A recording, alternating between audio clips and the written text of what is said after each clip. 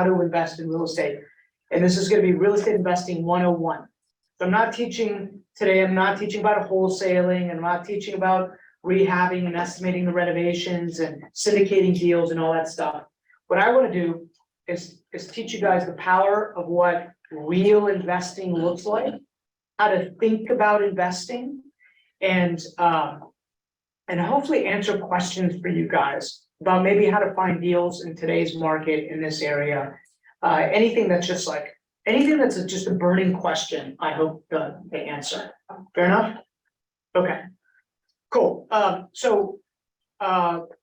Give you what the pain, I told you I started House Hack in 1998. Today, we run a real estate business that has 10 businesses underneath it. 5 of them are sales teams. Those sales teams did about 160 million in volume, somewhere around there, 150, 160 million in volume. 271 homes last year. 271 homes, 60 million in volume. And that's just from the agent perspective. And then we have a property management business that is run by a partner of mine who started with me when he was 19 years old. He became the director of operations for our business. And now he's got 100 units under management, and he's going to continue scaling that. At one point, my wife and I, when we first started, we very quickly, within a couple of years, had 300 assets under management. And we got our asses handed to us. We learned what to do, what not to do. We learned a bunch of mistakes, and I'll kind of walk you through that a little bit, right? And I sold that business and actually made money in the sale of that business. And then years later, I regretted selling the business, just like I regretted selling the house, right? These are assets, don't sell them, figure out ways to make them work, would be my advice, right? And then we have a wholesaling business, and we just launched Simply Funded, which is a private lending hard money business. We run Grid, right? You guys know Grid. There's 20,000 people in Grid in 30 communities around the country. I want to make it a global global presence. And construction. Yeah, so one of our big ones, right? Yeah. Well, one of the big ones. So our construction division, actually run by Mark Beckett, and soon to be Ashanti. Mark Beckett met me in this room 14 years ago, right? And actually, my other partner in Grid, Jessica, met me in this room 10 years ago. So I believe in long-term relationships. It's why we do what we do. It's why we built what we built. Mark does a lot of pre-sale renovation work, so getting houses ready to go on the market to help sellers maximize their assets. That's what we focus on. And, we've built houses and done additions, but in construction, you got to kind of figure out what's your sweet spot. Just like in this business, you're going to have to figure out what your sweet spot is, right? So let's talk a little bit about, and I'm going to walk around because I get more energy that way. Okay. By the way, I would encourage all of you guys that are not on cams. If you could get on cams, it gives me energy. And the more energy I have, the more I can actually deliver to you guys. Okay. So real estate investing 101. Would you like some coffee? I would love the coffee. I would love it. So You want coffee? I do. Oh God. Okay. So here's what I'm going to tell you. You guys have probably seen like the Instagram post, and people are talking about how to wholesale or how to renovate properties or how to, like late night infomercials about fixing and flipping houses or HDTV, all that stuff, right? And that's all cool, but that's not how you build wealth. You're gonna get rich, maybe flipping houses or selling houses, but you get wealthy owning assets, right? You get wealthy, yes, please. That's one. Thank you. And one of the rules I said very early on is if you buy something, figure out a way to hang on to it, okay? So I've interviewed thousands of investors, and I always ask them this one question: what's your number one regret? What's your number one regret when it comes to investing? all of them unequivocally say, I wish I'd kept more of the properties that I had. Okay, I wish I'd kept more. And so, as you go on this journey, just know that you're gonna try to figure out a way to buy properties, whether they're residential or commercial, and figure out a way to keep them long-term without selling them. Because when you sell an asset, and here's one of the things I learned, by the way, so we're gonna just draw this, there's this active income and passive. Okay. This is one of the concepts I wanted you guys to understand today. So active, let's talk about this. This is being an agent, right? There's agents on here, online in this room. Being an agent, active income, construction, rehabbing,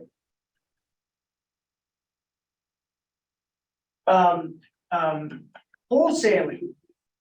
Okay. For those that don't know what wholesaling is, it's controlling real estate with a piece of paper and selling it for a fee, right?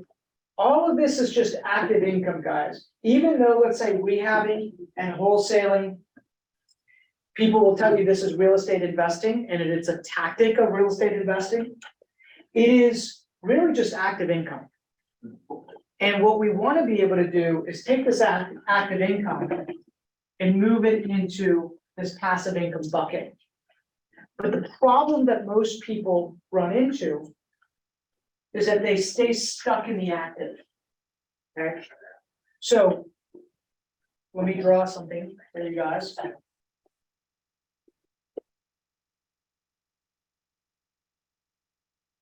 I think this is, we talked about Robert Kiyosaki, and we talked about the cash flow quadrant. Employee, self-employed, business owner, investor. He talks about this topic, okay? So who's an employee in here? Who has a W-2 job, they work for somebody else? Okay. Not anymore. Not anymore, not anymore. You put in your notice. Woo! Yeah, I did see Denora. Shout out to Denora. I love Denora. Thank you, Denora, for coming on, coming off. So, okay, self-employed. Who's self-employed in here? You have a business, but you are the business. This is, by the way, 99.99% of agents. This is also the majority of wholesalers, a lot of rehabbers. They own a job. Here, the job owns you. Here, you own the job as a self-employed person. And by the way, you can make a lot of money just being a self-employed person and buying investments. So we're going to talk, there's nothing wrong with that, right? So let's look at some other self-employed people, right? Give me some self-employed people that are out there. Doctors, lawyers, right? A practitioner of the craft is a self-employed person. Why do you think so many doctors and so many lawyers are just in the self-employed section? Because they specialize in their specialty, whether it's being a doctor or lawyer, but not in the business, running the business, owning the business. That's it. So they specialize in being a lawyer, and they specialize in being, whatever, divorce attorney or what, doctor. But it takes different type of thinking. That's what I want you guys to understand. It takes different type of thinking to say, I'm going to own the business, right? And they've got to convert their thinking. By the way, that's why agents get stuck here, because once they get good at being an agent and they get good at predictable income, they're like, to make the next leap is actually very difficult for them. So it's not their fault. It's hard to remove yourself from there's such a struggle to figure out how to make money as an agent in the beginning, or being a wholesaler or being a rehabber, that once you understand how to create predictable revenue, you don't want that to end, because you learned how to make a couple $100,000 a year and you're making really good money, right? But it takes different thinking, And normally what happens is it's burnout that causes a different thinking to happen. It's like, shit, I can't keep being the economic engine. I'm exhausted. I don't have time for my children. I don't have time for my family. I don't have time because I am the business. And one day they will wake up and they'll say, I need to do something. So either they get stuck in this pain forever, or they figure out a way to play a different game. Okay, now, one thing that I'm very clear about is that today, there's two ways to play the game. And this is what I want you guys to understand, right? When you play this, you can be a self-employed person and you can make hundreds of thousands, millions of dollars as a self-employed person and never convert it into a business.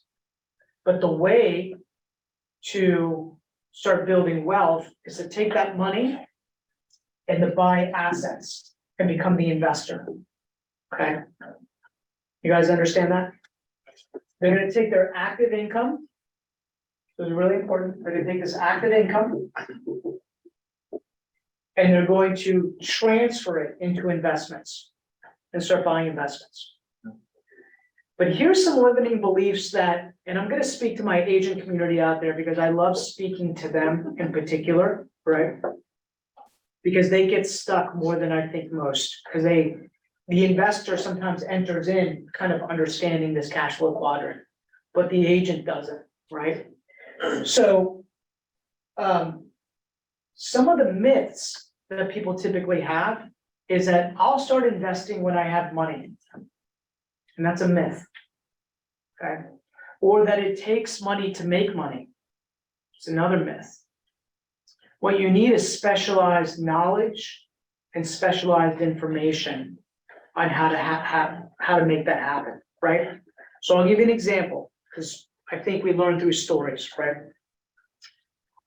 In 2005, is when I sold a portion of my business, my recruiting business, to my best friend. He owned 80% of the business. I owned 20% of the business. We started when I think he was 23, I was 24. I house hacked, and that was like when I bought my first house hack. I ran that with him for 7 years, making a lot of active income. And we went through a dot-com boom. We went through a dot-com bust, right? I remember buying a single family house in McLean on a 1/4 acre, California contemporary. Like I was 27 years old, with my wife didn't work. My daughter had just been born. This was in 2001, guys, just to give you perspective.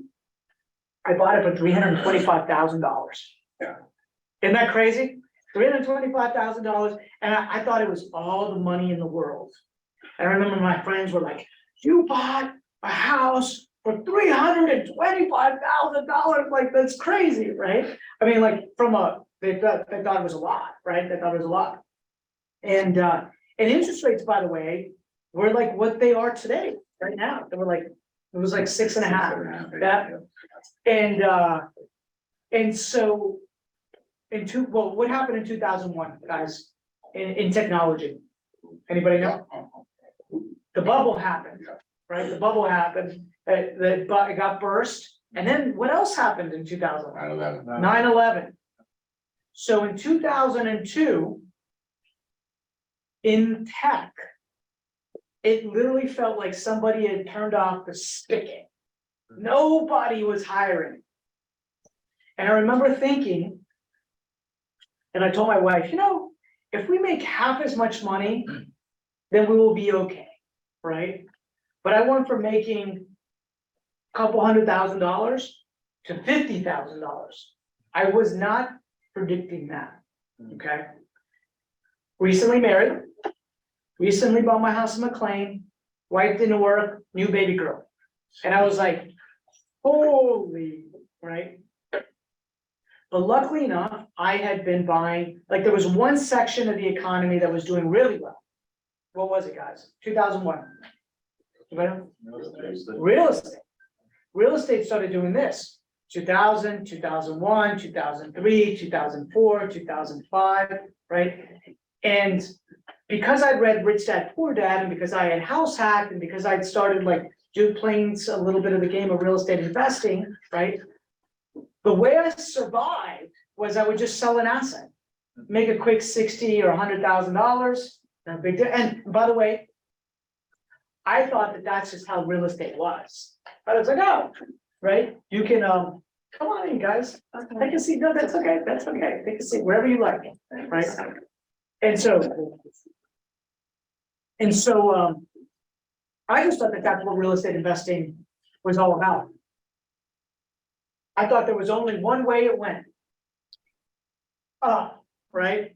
But I remember telling all my friends, actually, that's not necessarily true, because I remember having a conversation with my friends that were in mortgages and selling real estate in 2003, 2004. And the conversation went like this. Hey guys, real estate is on fire. You guys are making a lot of money right now. It can change, just like it changed for me in technology. It could change. So what I recommend you do, instead of buying that big house in McLean, or instead of, buying in Lansdowne or Belmont, wherever it was, like, keep it small, keep your budgets low, right? And invest, and don't overextend, because it could change. As you guys heard, I went from 200,000 to making 50,000 when I was in tech, right? And I remember a friend of mine that was in mortgages, and his exact quote to me was, I've been told that when it's really good in real estate, you make a killing, right? In mortgages. And when it's bad, you make a really good living, right? And I was like, well, dude, I'm telling you, it could change, really, a year later, a couple years later, he lost his house, he went through foreclosure, he went through a divorce, right? Because they overextended, right? So one of the things that I always, as you guys go on this real estate investing journey, that I want you guys all to do, is to get very, very clear on one number, right? And everything is going to stem from this, and this is how you're going to understand whether you're winning the game or losing the game. And here's the number. You need to know exactly what your household budget number is. Okay. Now here's the deal. I say that, and it sounds really kind of like, oh, well, that's not earth-shattering. But how many here know to the penny how much they spend a month? Okay. We got an A student in here. Okay, we got two. Well, most people don't. They have a general idea, but they don't know. And so I'm going to give you a little tool. Like, you guys can use mint.com, or you can use Intuit for $140 a year.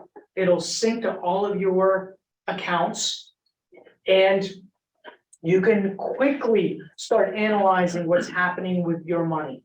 Okay.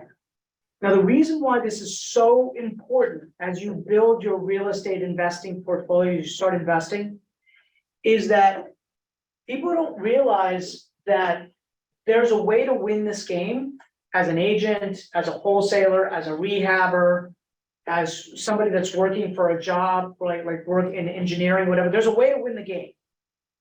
Anybody know how to win the game? The game? Do you even know what game we're playing?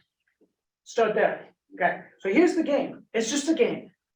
The game that we're playing is to get our passive income to exceed our household budget.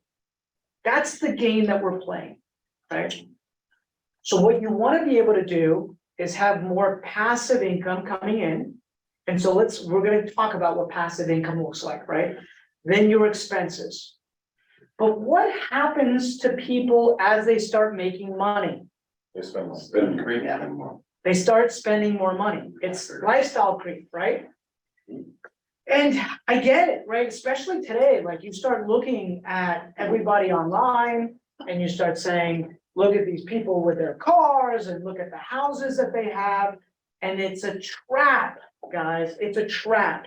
It is a trap. Because what happens is you can't win the game if you keep pushing the number up. So you're gonna have to have some humility, some self-discipline. You're gonna have to learn how to live like other people, like how other people don't live, so that you can live like other people don't live later on in life, right? Like, you're gonna have to learn to keep your expenses low, right? Which means you have to get clarity around that. One of the things I started doing as a practice, so my wife and I, we own a lot of real estate. Like, we own a lot of real estate. And because I'd gone through the tech meltdown, I realized that as an entrepreneur, I wanted to be able to sleep well at night, be able to take chances. So I wanted to try to keep my household budget as low as I possibly could, right? Now, that's always relative to people, but I always feel like I've lived below my means compared to my friends that have similar net worths, right? So just perspective, a lot of my friends, they always say, by the way, proximity matters. Like, how much money do your friends make? There's gonna be like an average of what you end up making, so proximity. There's actually studies done showing your weight, like, hey, the type of people that you hang out with, like how much they weigh is kind of like the dollar cost average of your weight, right, of your friends. It's like that with money as well. So you have to start thinking about, who am I hanging out with? What level of, like if that's important to you, you want to do that. Okay, I'll just leave it at that. Now, whenever I talk to them about their monthly spend, they're like $20,000 to $30,000. They're like, I spend around 20 to 30, like somewhere around there, right? And I'm always like, oh, okay. I've always kind of kept mine around 10, right? I've always kind of kept that. And why? Because that number made me feel comfortable, because the first hurdle that I tried to cross, and I successfully crossed, was if 10 was my monthly right? Monthly expenses, right? Then I knew that I had to pass this $10,000 a month. So now I knew the game that I was playing. Now yours might be 5, it could be 4, it could be 20, but you need to know what that is. Because now, if you know what that is, you have the ability to do this. Draw a line on your piece of paper. You're gonna write down active. You're gonna write down passive.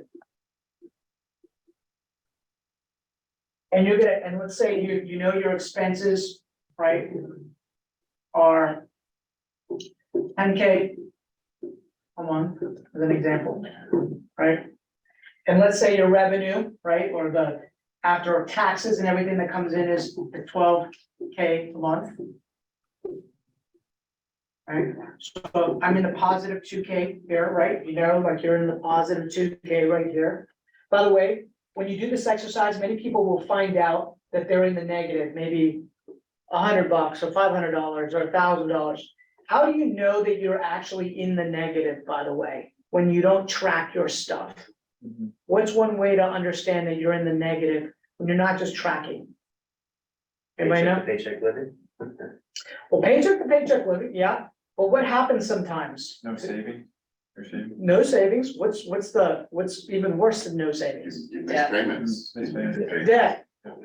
What happens is you start saying, oh, my credit card this month went from 1,200 to 1,500. And now it's 1,800, now it's 2,500, now it's 10,000, now it's 20,000, now it's 30,000. So you're in a deficit right there. So it becomes really important to when you start investing, to get real about your money. Now, this is painful. Totally get it. It was painful for me too, because it's a wake-up call. I go, get real, get right. It's a wake-up call.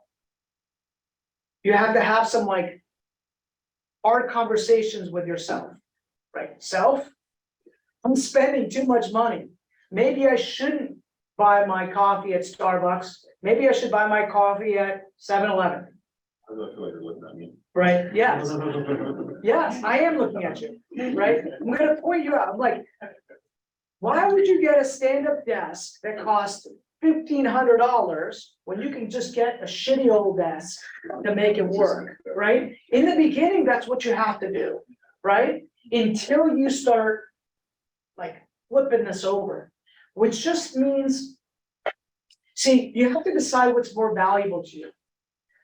Is looking rich more valuable to you, or is being wealthy more valuable to you? And when I start talking to people about like, what is wealth? What does that actually mean, right? You know, there's different levels. There's like, health is wealth for sure, right? You can have all the money in the world, but if you don't have health, it doesn't matter, right? Relationships is another form of wealth. Let's talk about what actual dollars in the bank and wealth and the assets means for people. If you peel back the onion far enough, it typically means some form of freedom, right? I want to be able to do what I want to do, when I want to do it, with the people that I love most. When you peel it back far enough, that's what it is. Unless somebody has something else. Sometimes it's, I want to become wealthy so I can donate to my church and create an impact, right? And what that means is you have to put the oxygen mask on yourself first before you can actually help people at a really high level, right? And by the way, you can create an impact. This is one of the things I always talk. You don't need any money to create an impact, right? Mother Teresa created an impact and she took care of people and she was wealthy, right? So what we're talking about right now is, you know, I want you guys to understand that wealth is a really, you could abstract way to look at things.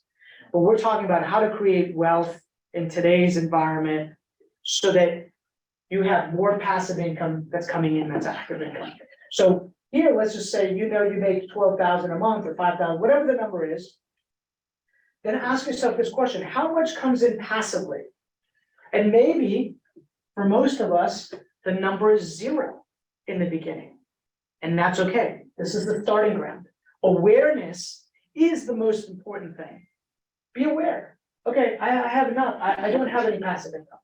So then the question becomes how? The reason why you guys are here is, how do I get $100, $1,000, $10,000, $100,000, $1 million? Starts with awareness. So I spoke to this friend of mine, and she makes $4 million a year passively. And I was like, okay, I have something to learn from this person, right? I was like, how did you do it?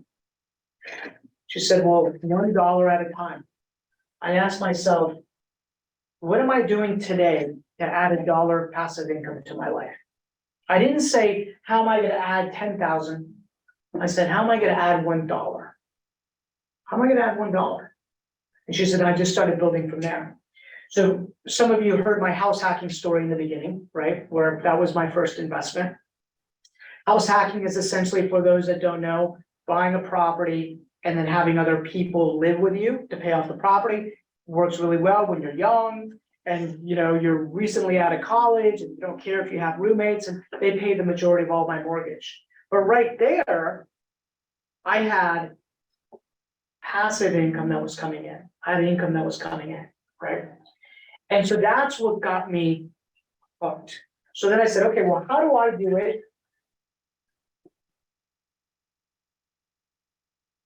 This is my phone blowing up. Sorry.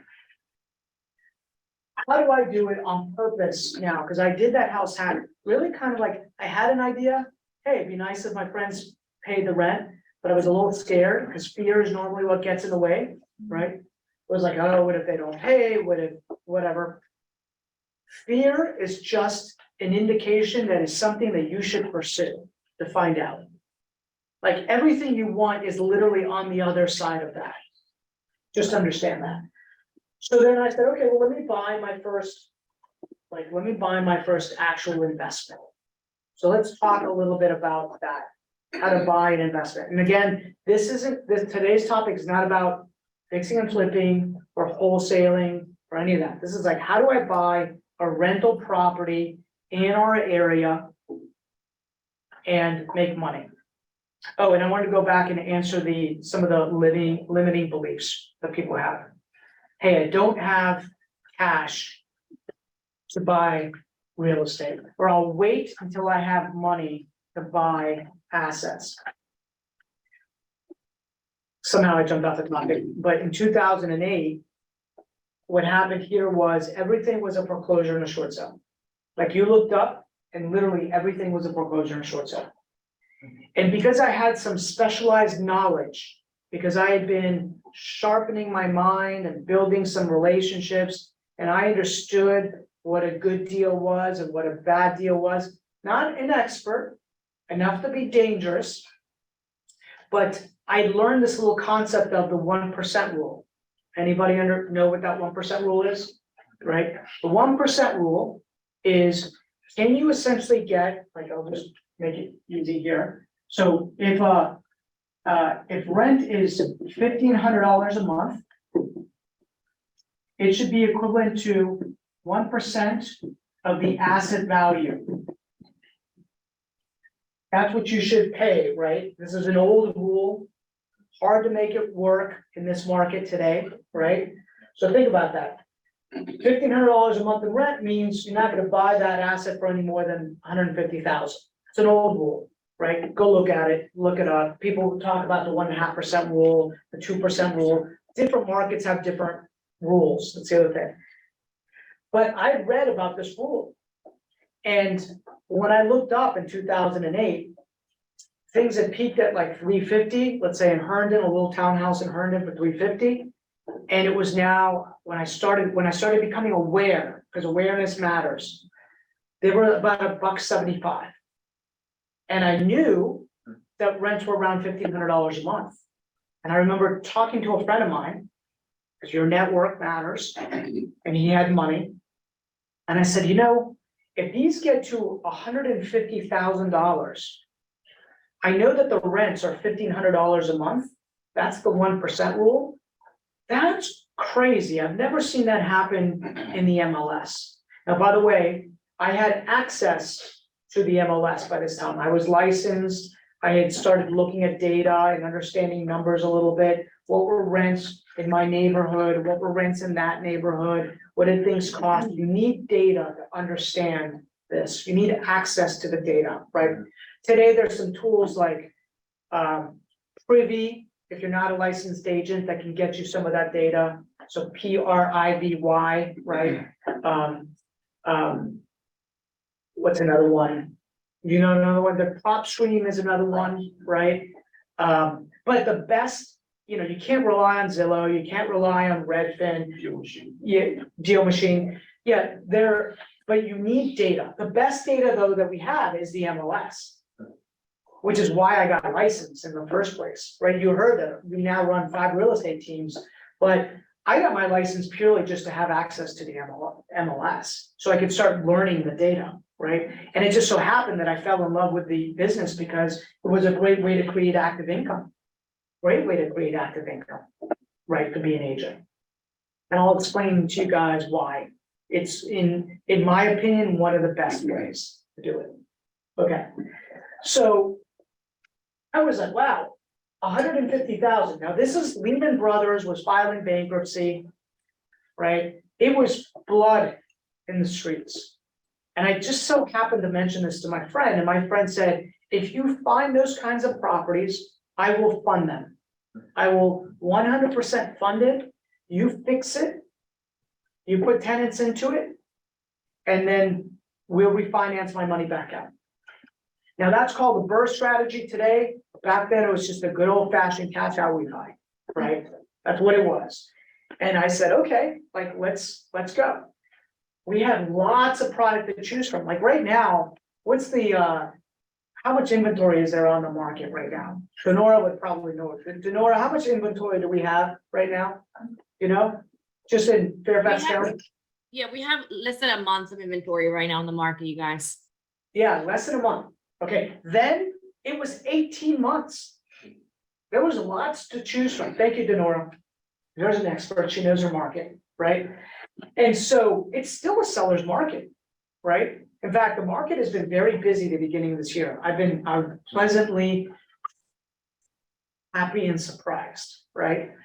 And so, so the biggest misconception I had, and luckily I had a friend, was that I needed money to buy these properties. But here's what happened.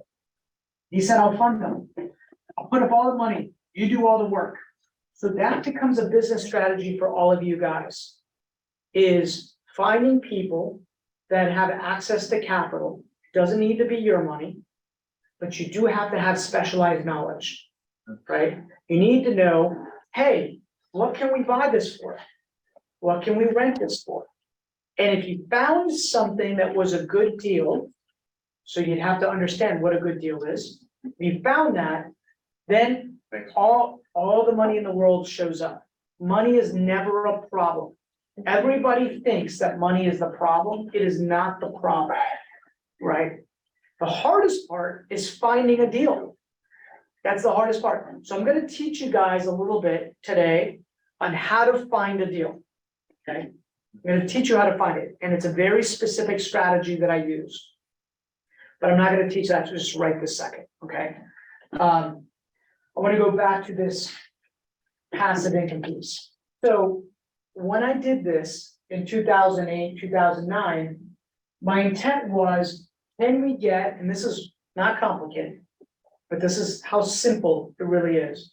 Can we get more rental income coming in than the monthly expenses and the monthly rent, the monthly cost of the debt, right? So at the time, $1,500 was the rent that came in. Today, that's grown to $1,900. Okay, so what's nice about that is rents have gone up. Okay, but the debt was fixed. And the debt was fixed at 4%, low debt, right? And we put them on like 15-year notes. Now, what happens when you put something on a 15-year note? They don't pass the lower interest. Yeah, but what else happens? A higher monthly versus. Higher monthly payment, higher monthly payment. So we could have put it on 30-year notes, and we could have created a bigger spread in cash flow and taken the money then, or you trade it and say, you know what, I don't need the money today, but I want the money for tomorrow. So it requires some self-discipline. Now, the reason why I was able to do that was because I created, remember, active income. You need this active income. When I first started in this business, I thought, oh, I'm just gonna go out and buy apartment buildings and then lay back on the beach and wait for mailbox money to come in.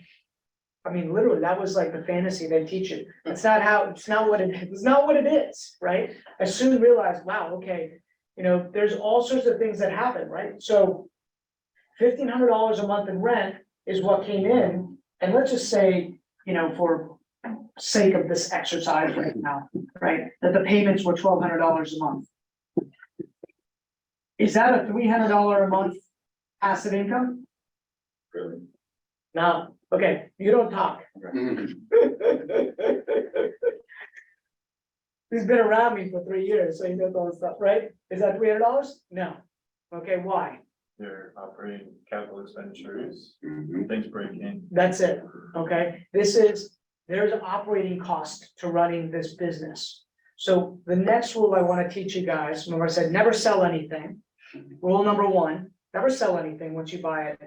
Rule number two is that this investment property that you buy, what I want you guys to think about, and how I want you to think about it, is that once you buy an investment property, what you've actually purchased is a business. That's how I want you to think about it. And when you run a business, and this is, and you know, agents will get this that are on this call. When you run a business, there's revenue that comes in, there's expenses that happen. You know, there's typically a cost of sale, let's just say, there's expenses, and then there's either a profit or a loss. Okay, what was the first thing where you guys started, we talked about it early on, where you would determine if there was a profit or a loss? like the first thing that I talked about, that determined whether or not there was a profit or a loss in your life. Your household, right? Yep. So I want you guys to understand that whenever you're building this thing, there's two businesses that you're running simultaneously. There's your household business, so I want you to look at it. How is my household business doing? Is more money coming into my household business than is leaving? You have no business buying investments until you get your household business doing well. You guys understand that? Okay. Sometimes that requires like, okay, well, shit, I gotta go out and hustle with my active income to make my household business doing well. And so you see real estate investors like wholesale or rehab. And so that's how they're creating active income. But being an agent is also creating active income like that. It's all the same. Being a wholesaler, being a rehabber, being an agent, being construction, it's all active income. Okay, so rule number 2 we talked about was making sure that your household is positive as a business and that the assets that you buy are positive as a business, and they're going to have expenses associated with that. So that means that you need to run, in order to learn how to run this house, right, as a business, you need to learn how to run your own house as a business. That's why I want you guys to understand that. It is the first business that you run, is your household business. The second business that you run, let's say you're self-employed. There's a lot of people that are self-employed. And the reason, guys, I know this is because this was me, right? The only way I can internalize this so well is because I made every mistake under the sun, right? So the second business is, let's say you are a wholesaler, rehabber, hard money lender, whatever, construction.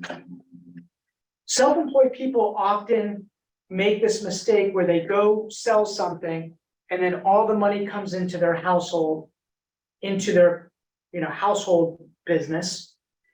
And they don't have awareness because they're commingling their funds, right? They've got their sale of the house or sale of a property go into their household business, but then they have expenses that are coming out of the household business. It has to be separated.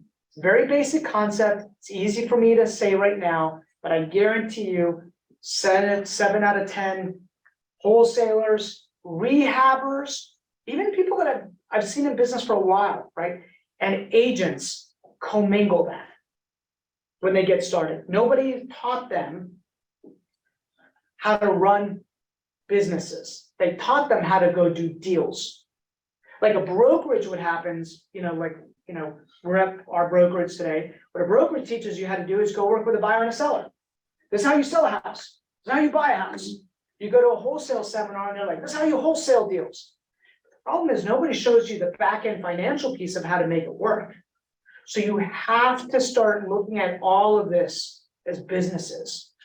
You buy a property, it's a business. Your household is a business. And if you're self-employed, it's a business, which means discipline with rule number 2 is you have to close the books every month in all your businesses. That's a rule. You have to, right? Now, here's the thing. I hated accounting and finance and numbers. Like, I hated it. When I first started, it was literally my kryptonite. I am a deal maker. That was my identity, right? I'm a deal maker. I let other people take care of that stuff, right? Whatever. It was fear. Truthfully, it was like I just didn't want to confront the numbers, right? And what happens is if you don't tackle it, like month 1, month 2, month 3, what do you think happens by month 12? Train wreck. Yeah.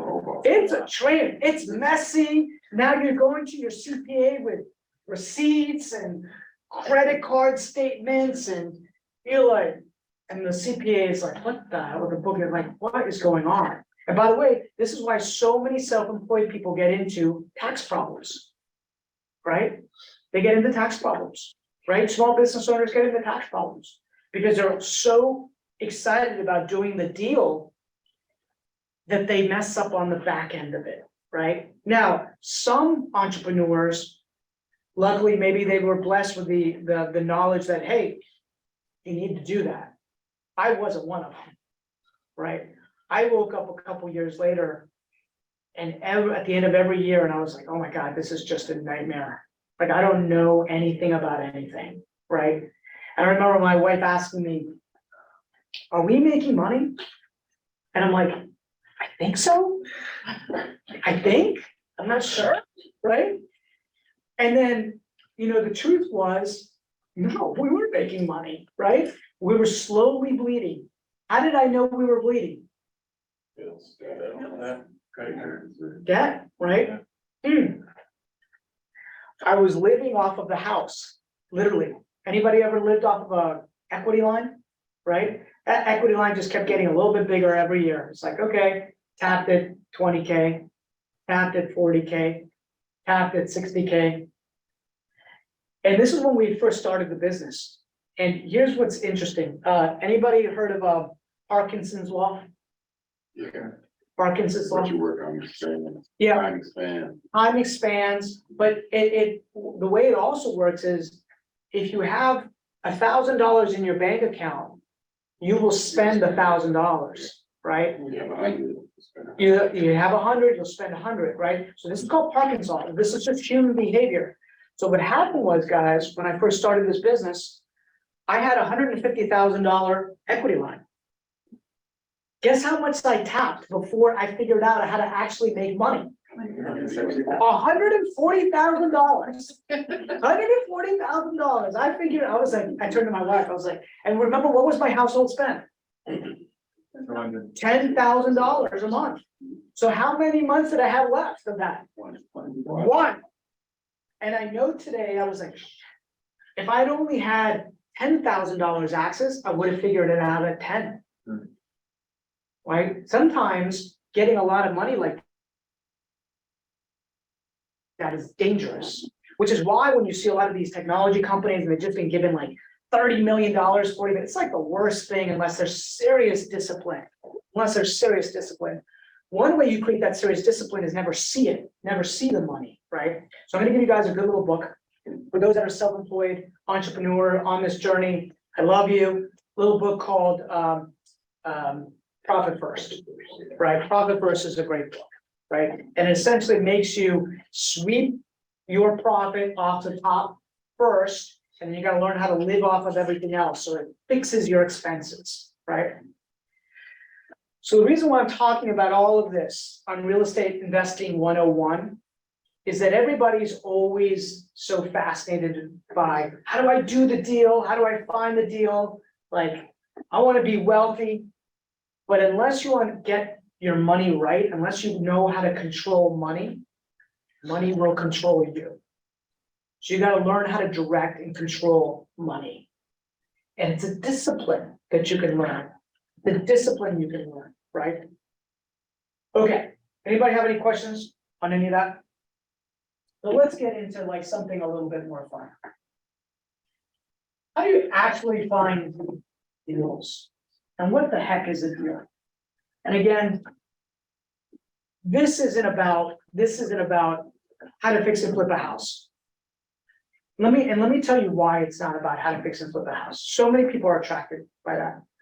But how long does it typically take to flip a house? Anybody know in this area? 3 to 9 months. Yeah, let's just say 6 months, right?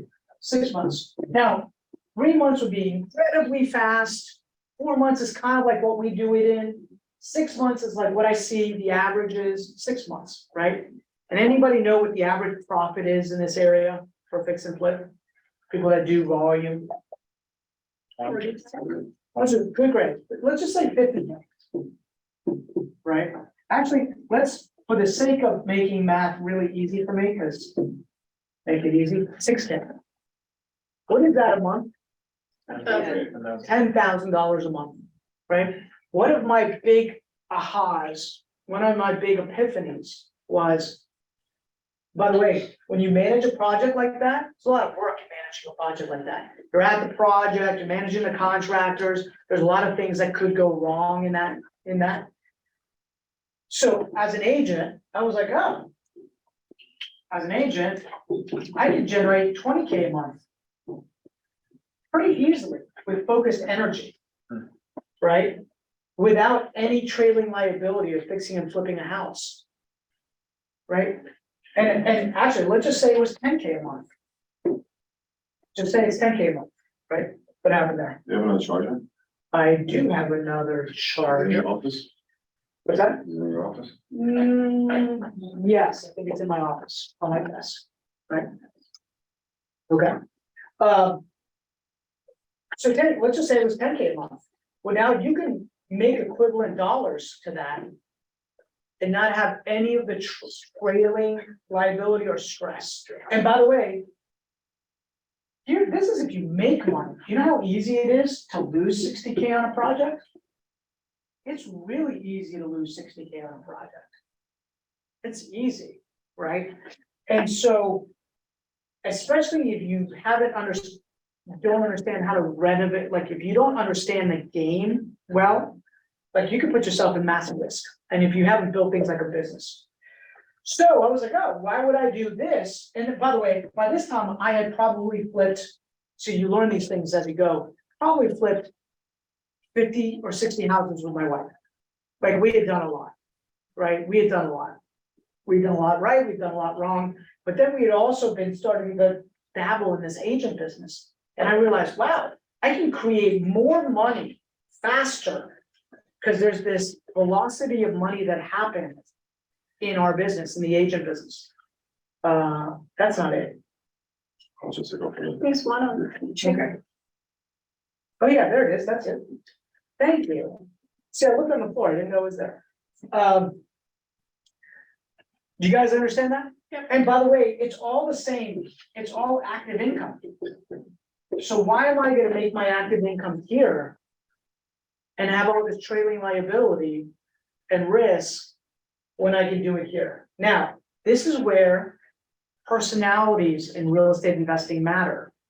So for example, my business partner, Mark Beckett, would never want to play the agent game. Would never want to. He's not wired for it. But he's a great project manager. He's great at analysis. He's great at numbers. And so fixing and flipping was just better suited for him compared to me. Right? So you have to, every type of investing that's out there, or different ways of making your active income.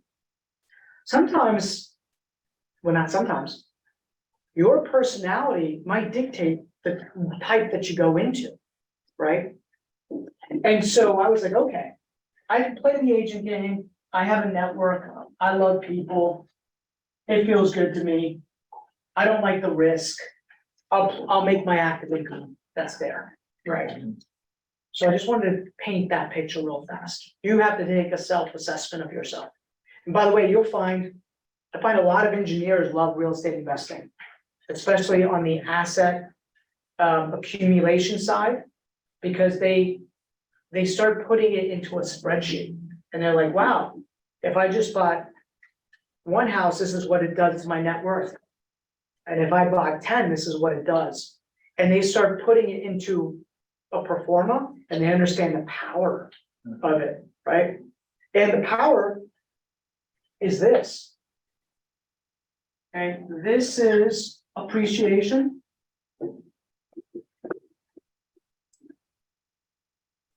This is, Sorry, Richard. Do you have the grid account username and password? you'll have to ask Jessica. How come? What's up? The charger's not working, so I'm supposed to configure The charger's not working. Why wouldn't it be the working? laptop.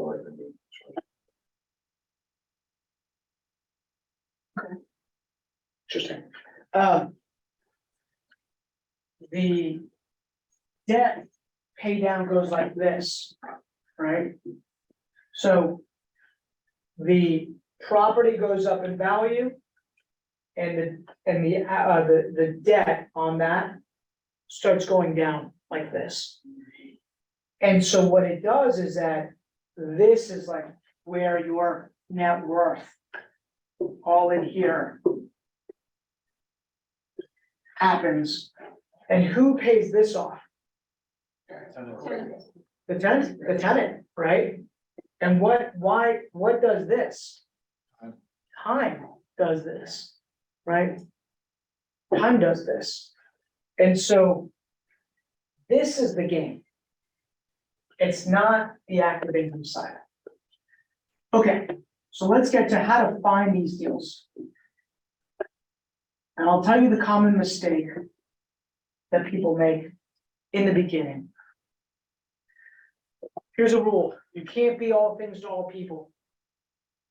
Can't be all things to all people. You have to decide what type of asset you're gonna go after. Hey, Ali, you could also text Mark. Yeah, absolutely. Yeah.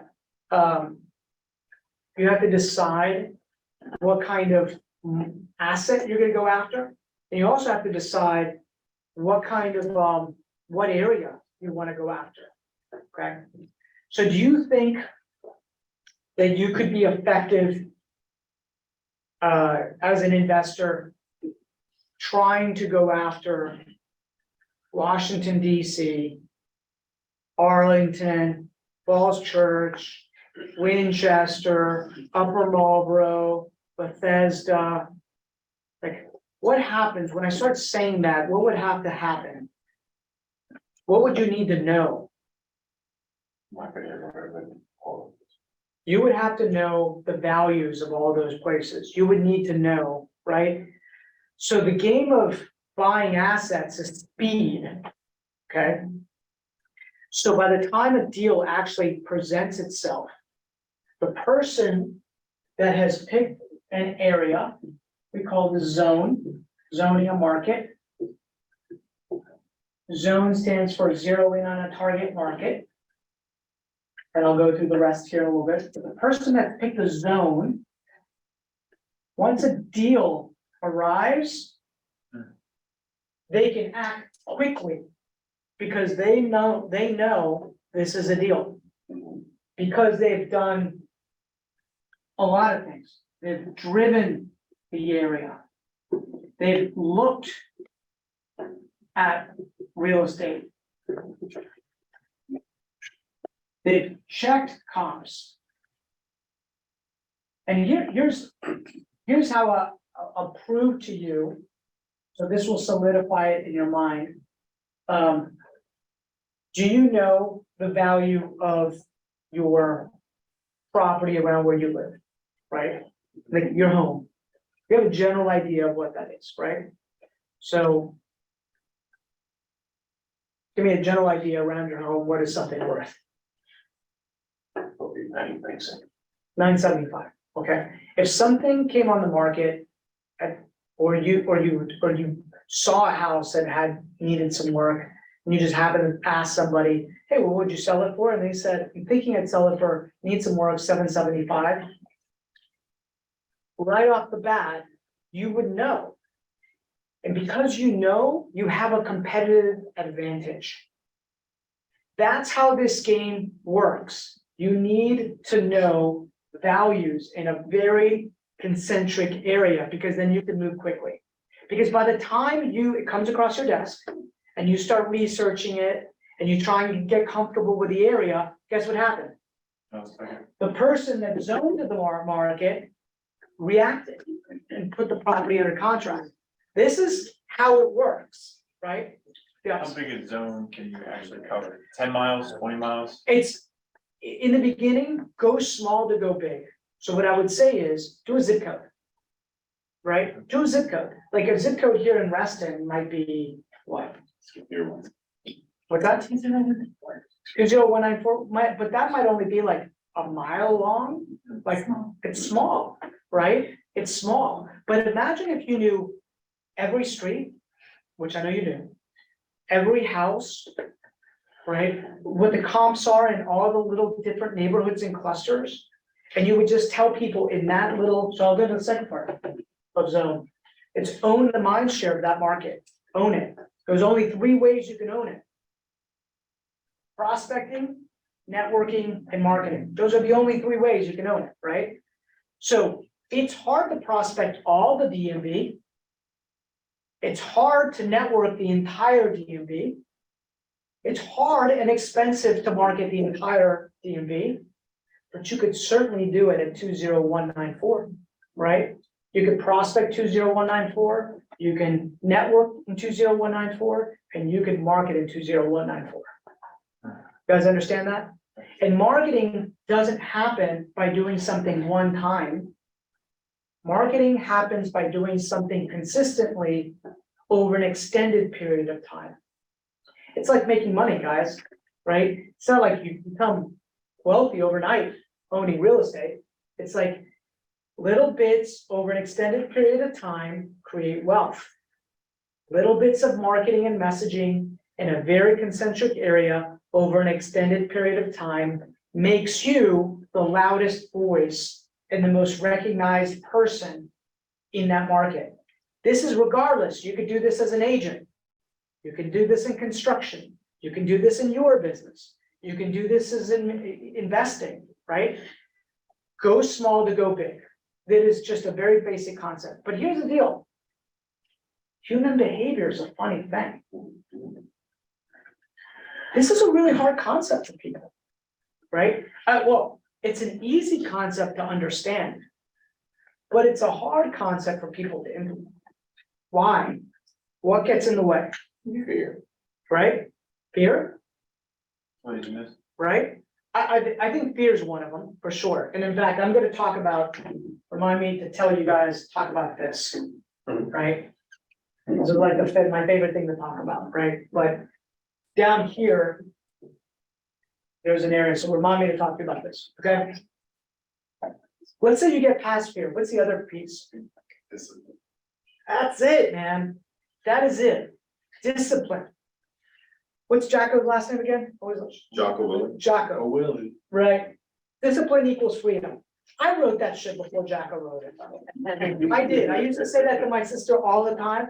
I'd be like, discipline equals freedom. And she's like, I hate the word discipline. She hated the word discipline.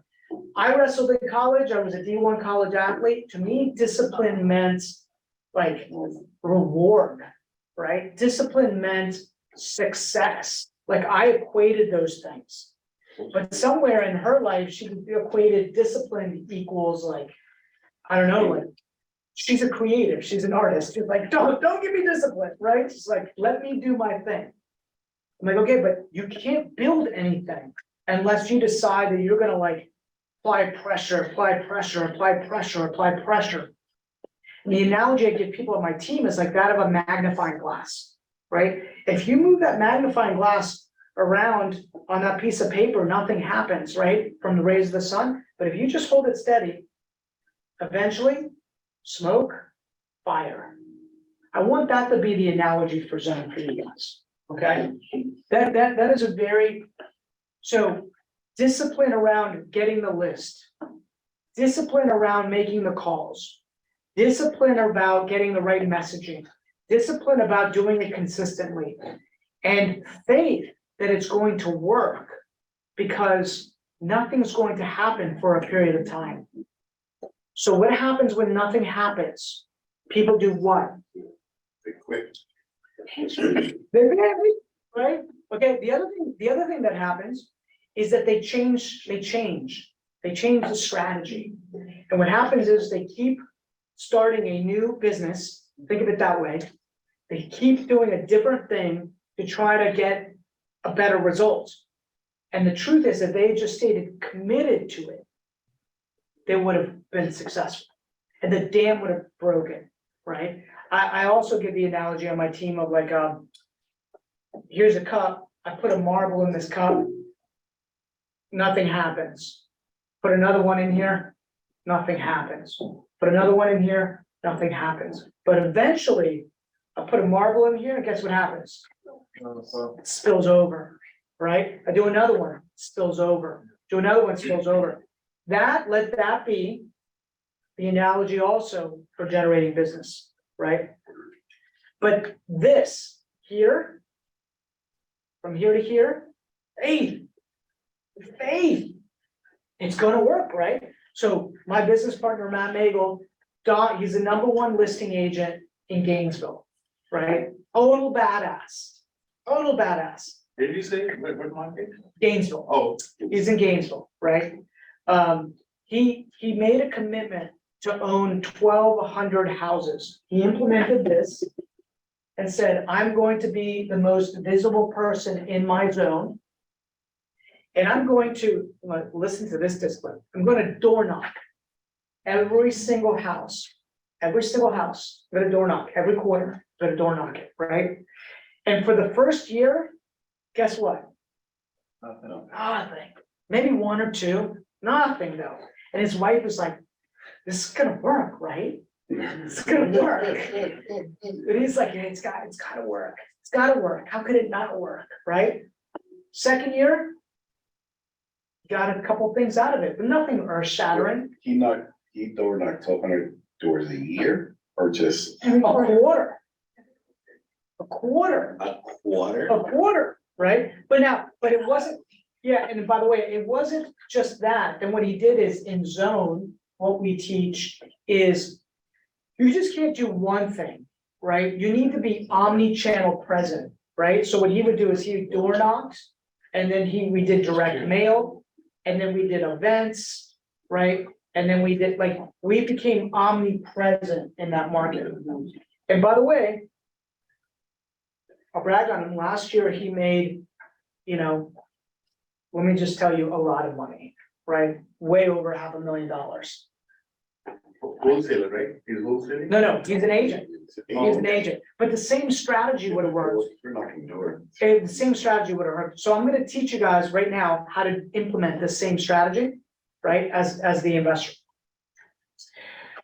Okay, so you pick 20194, and what you do is you drive 20194, and you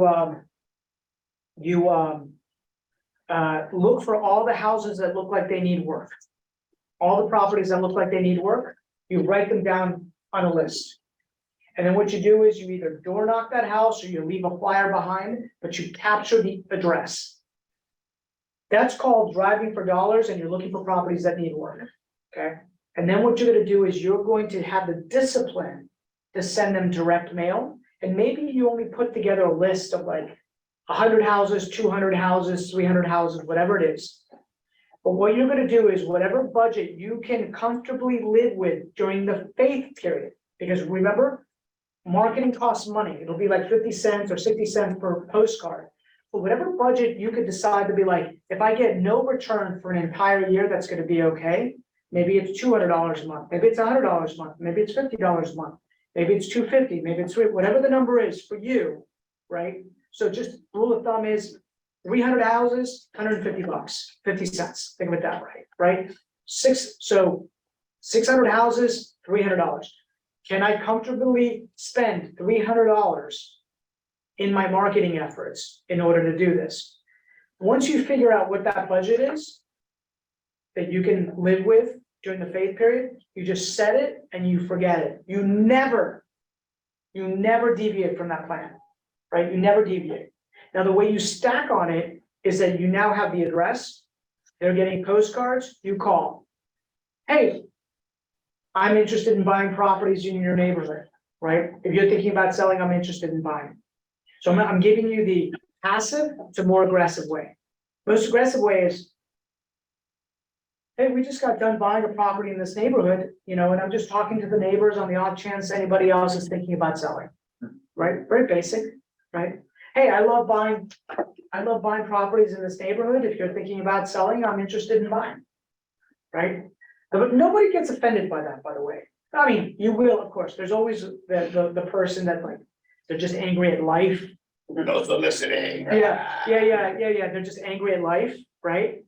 But you know what's interesting about that is you're not selling something. This is what's really different. Like if you're knocking on the door and saying, hey, I'm an agent, they feel like you're selling, right? So you got to come up with a different message. But when you say I'm buying, they don't feel like you're selling. They see you as a conduit to help them unlock money from their property. So the conversation's slightly different, right?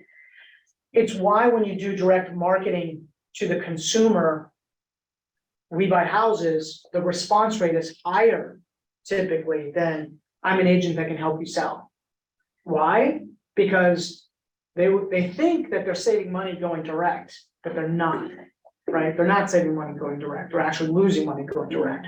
But they want to cut out the middleman, thinking that they're savvy enough to be able to do that. And they're not, right? Because investors by definition will buy at 80 cents or 70 cents on the dollar minus renovations. So it's one of the equations with fix and flip, that basic thing. So this strategy, driving for dollars, picking an area, is a very simple way for you guys to just get into the game of investing. Now, here's what's gonna happen. Somebody's gonna raise their hand and they're gonna say, yes, I'm interested in selling. Then what's gonna happen? You're gonna be like, Come up with the money. right? Okay. So you just, exactly. Okay, let's just say, you said you gotta come up with the money. Remember, the money is easy to find. You guys are part now of the Grid network, right? This is part of Grid. I don't know if you guys know, like, Grid Investor Network is a really big network that we started years ago. There's a free Facebook group. Just go to, I think it's Grid Community. Right. Okay, so I think it's like the Grid Facebook community. You could literally, there's thousands of people in there. You could just say, hey, I have a deal. Anybody interested in funding the deal? You'll get people that will respond, right? There's people in this room. You call me, I can put you in touch with the money, right? We actually own a hard money business now, private lending business. We'll lend you the money, right? But it has to be a deal. And what's cool is that you start learning. You bring us a deal. And I'm like, now let me tell you why it's not a deal, right? And you start learning. So the only way that you could do it is by learning, by doing. That makes sense? And people think it's hard to find money. If I find a deal and just go on Facebook and say, hey, you know, I have a deal, if you put 400K, you get this much, people will come to you. You will discover who has money. That's right. You'll discover who has money, right? It's the hardest part is finding a deal. So that basic strategy gets you in the game. Okay, so you said fear, right? I heard fear, right? And by the way, guys, is that time correct? 11:20? No, I don't want to. Yes, that's good, yeah. That time's good? Okay. So we're gonna try to I'll try to like cut it at 12, right? But if you guys have even additional questions past that, you could stay. I'm happy to answer those questions. Okay. So, okay, let's talk about fear. And let's talk about this, okay? This pyramid is what I call the 7 levels of wealth.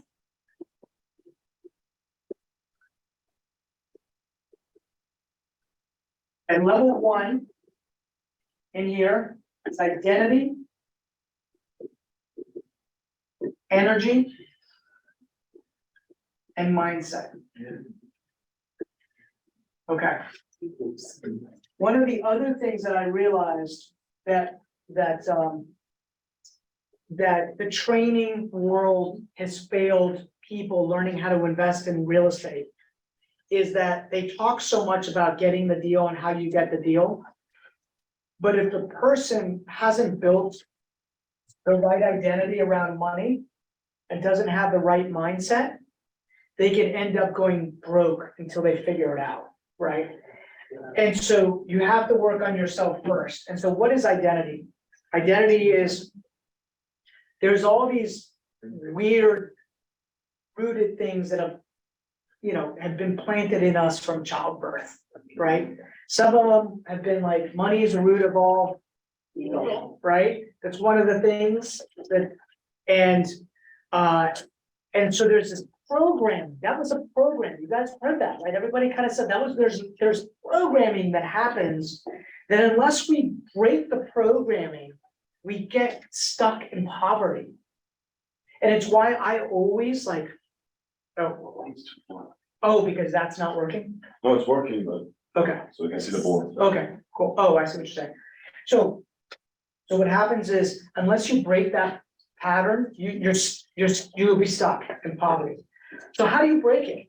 How do you get a new identity? Reading, hanging out with the right people, talking about those things, slowly over time changing your mind around it, right?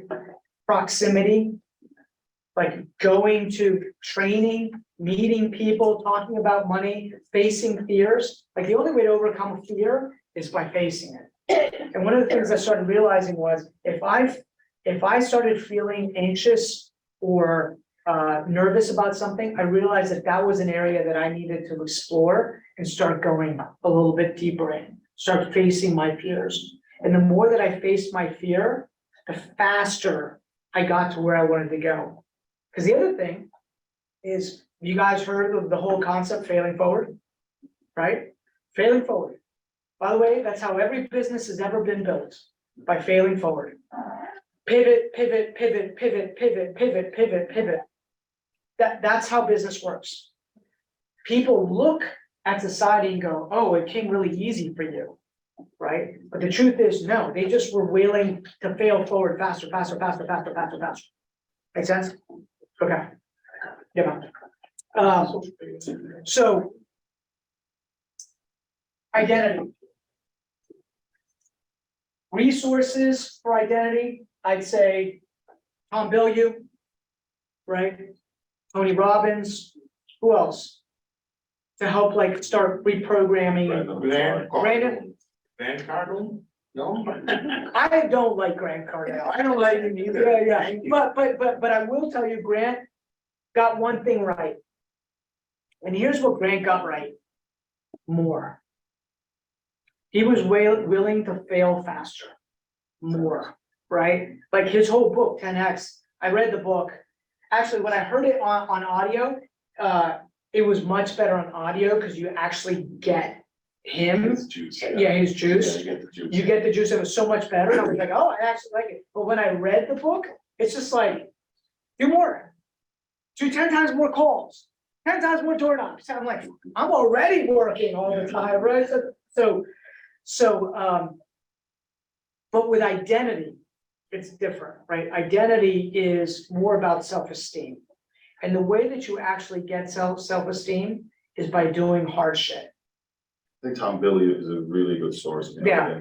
It's by doing hard things, right? The way you get self-esteem around this stuff is doing hard things. Because eventually you start realizing that you've earned the right at a seat at the table because you did the work, right?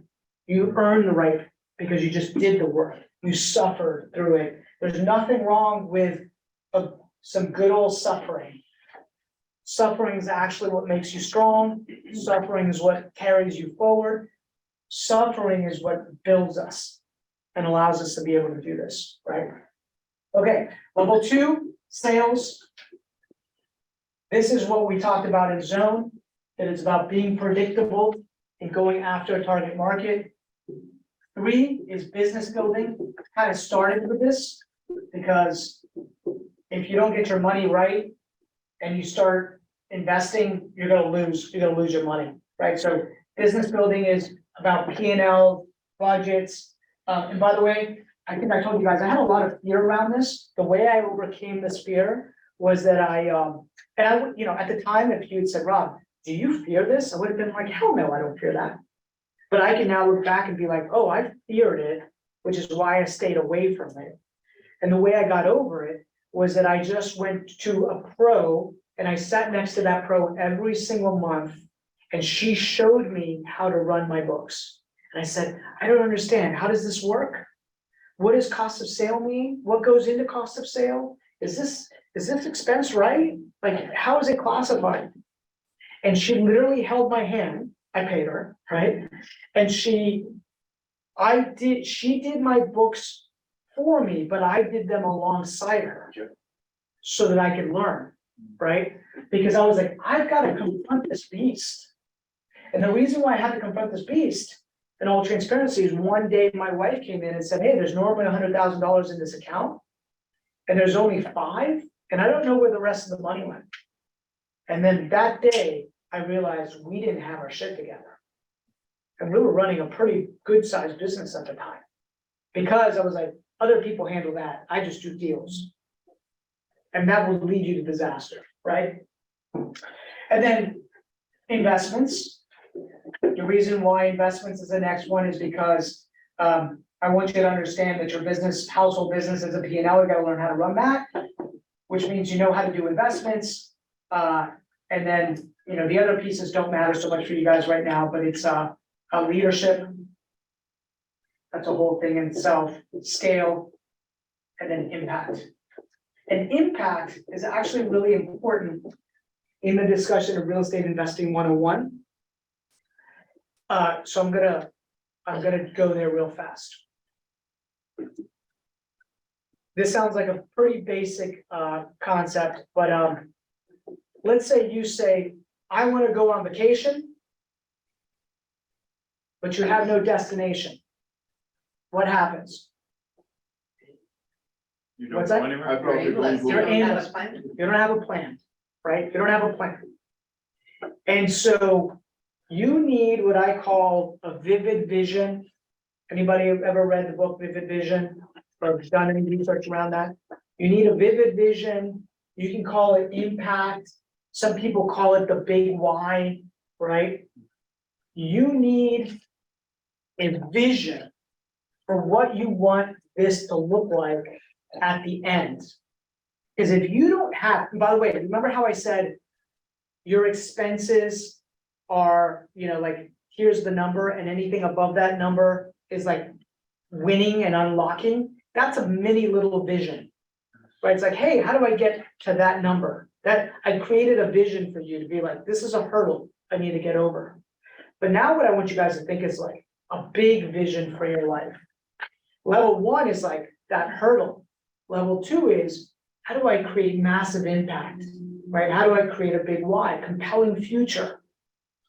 In fact, Ali sent me this video the other day.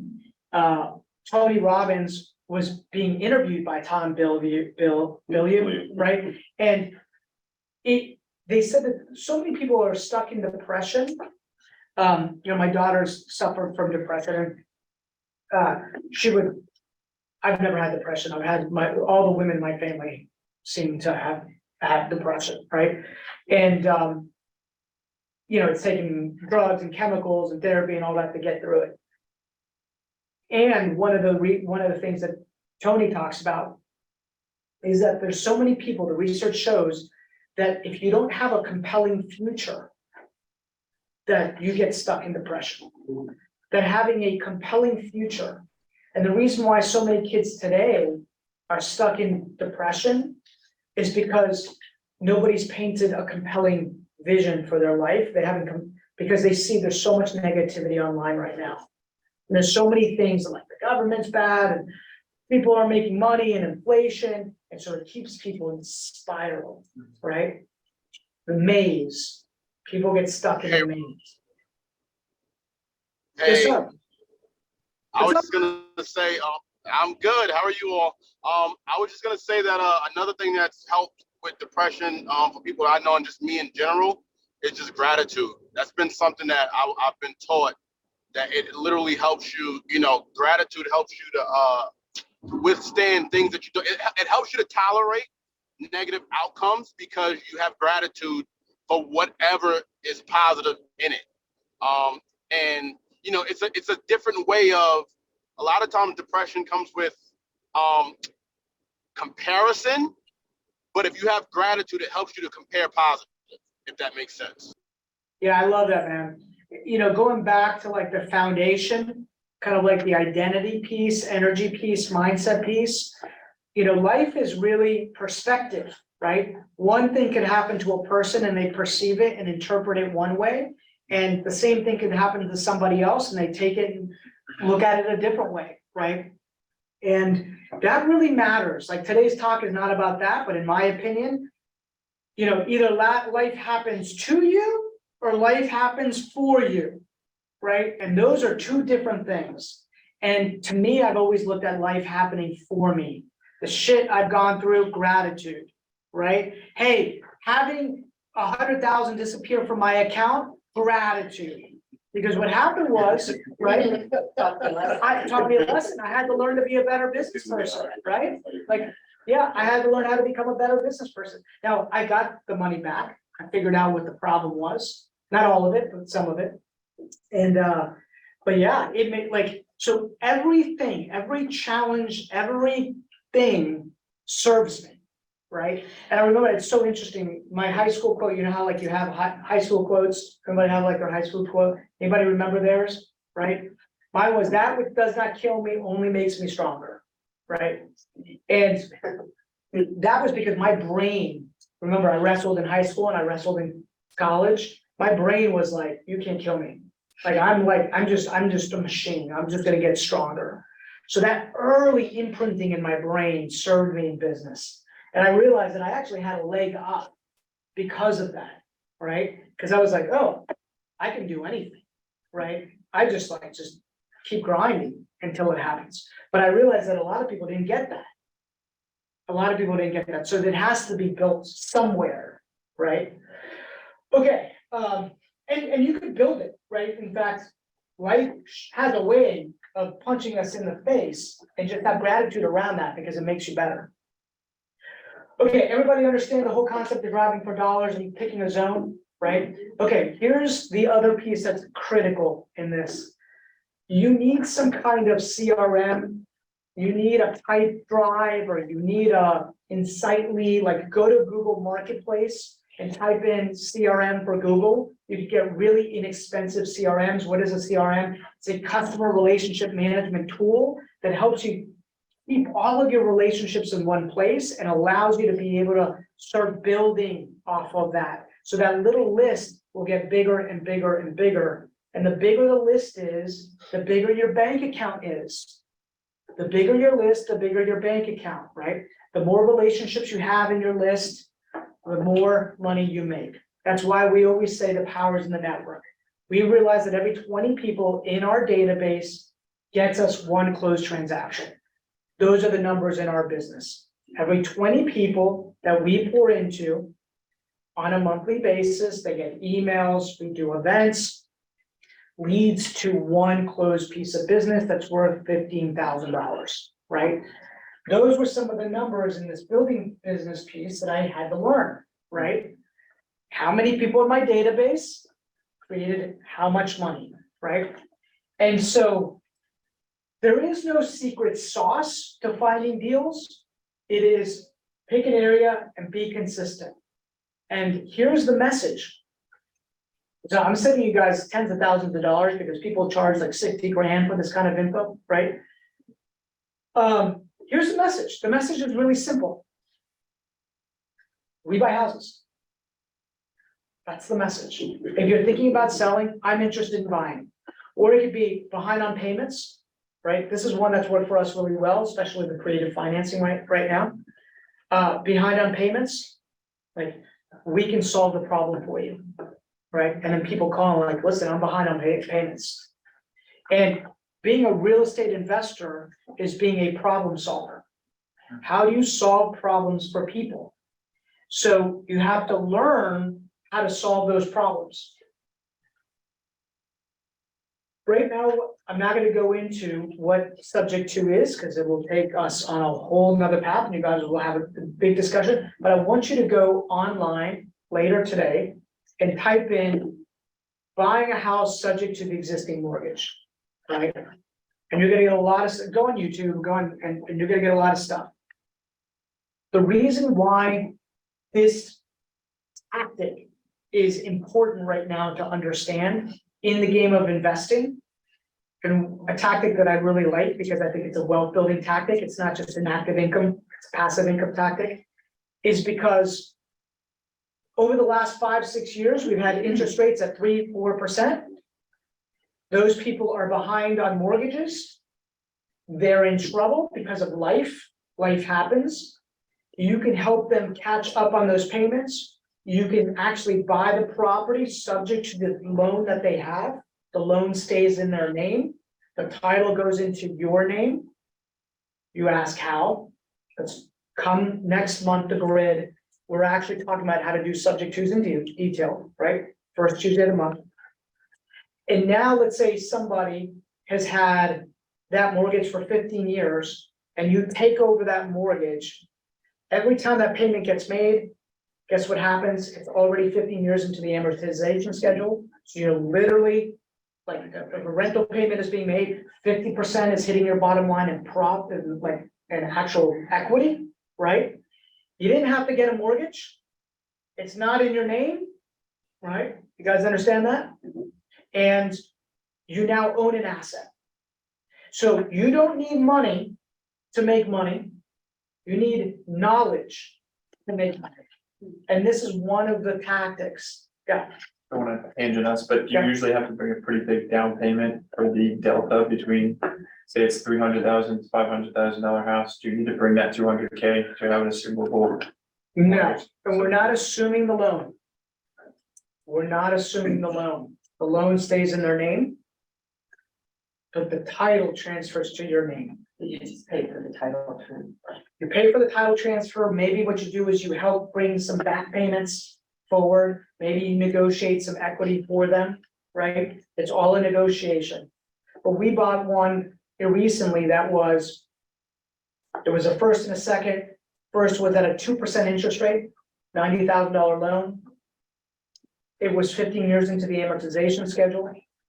We brought 10 grand to make the back payments up on that first, right? So it did require money. It doesn't need to be your money, it could be a partner's money. So I want you guys to think about that, right? And there was a second that had 75,000 that had not been paid in 5 years, which we shorted. So we took it from 75,000 to 7,500, which means the bank took $7,500 in exchange for the 75,000. Because they knew that the property was going into foreclosure, right? And they, instead of letting it go to foreclosure, because of the condition of the house, we shorted it, right? And now, so that required 10 plus the 7, because we had to pay the $7,500 plus closing costs, right? So we got into that property for, let's say, $20,000, right? It's worth 300 fixed up. We bought it for 100 and let's say 10,000, right? But it needs 50,000. But we're not gonna sell it. We're gonna keep it. But then the question becomes, well, where do you get the 50,000 in order to fix it up? That's where you can bring in a partner. You can have another lender come in, right?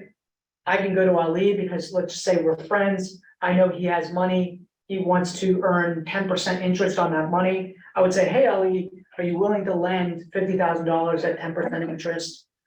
Right? It would be a second note because there is a first note like in front of it, but that second note is well protected because the asset value is worth 300 fixed up and we're only going to be in this for 150,000. So there's a 50-60% LTV, loan to value on this property. And our rents are going to be $3,000 a month because it's an Airbnb and our payments are only going to be like $1,500 a month.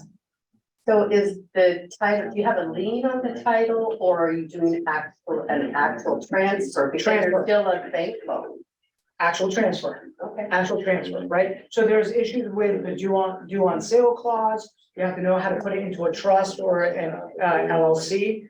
But come next month, for all the mechanics around that, right? That's not what this is about right now. Yeah. This is 101. That's Yeah. like 2.0, right?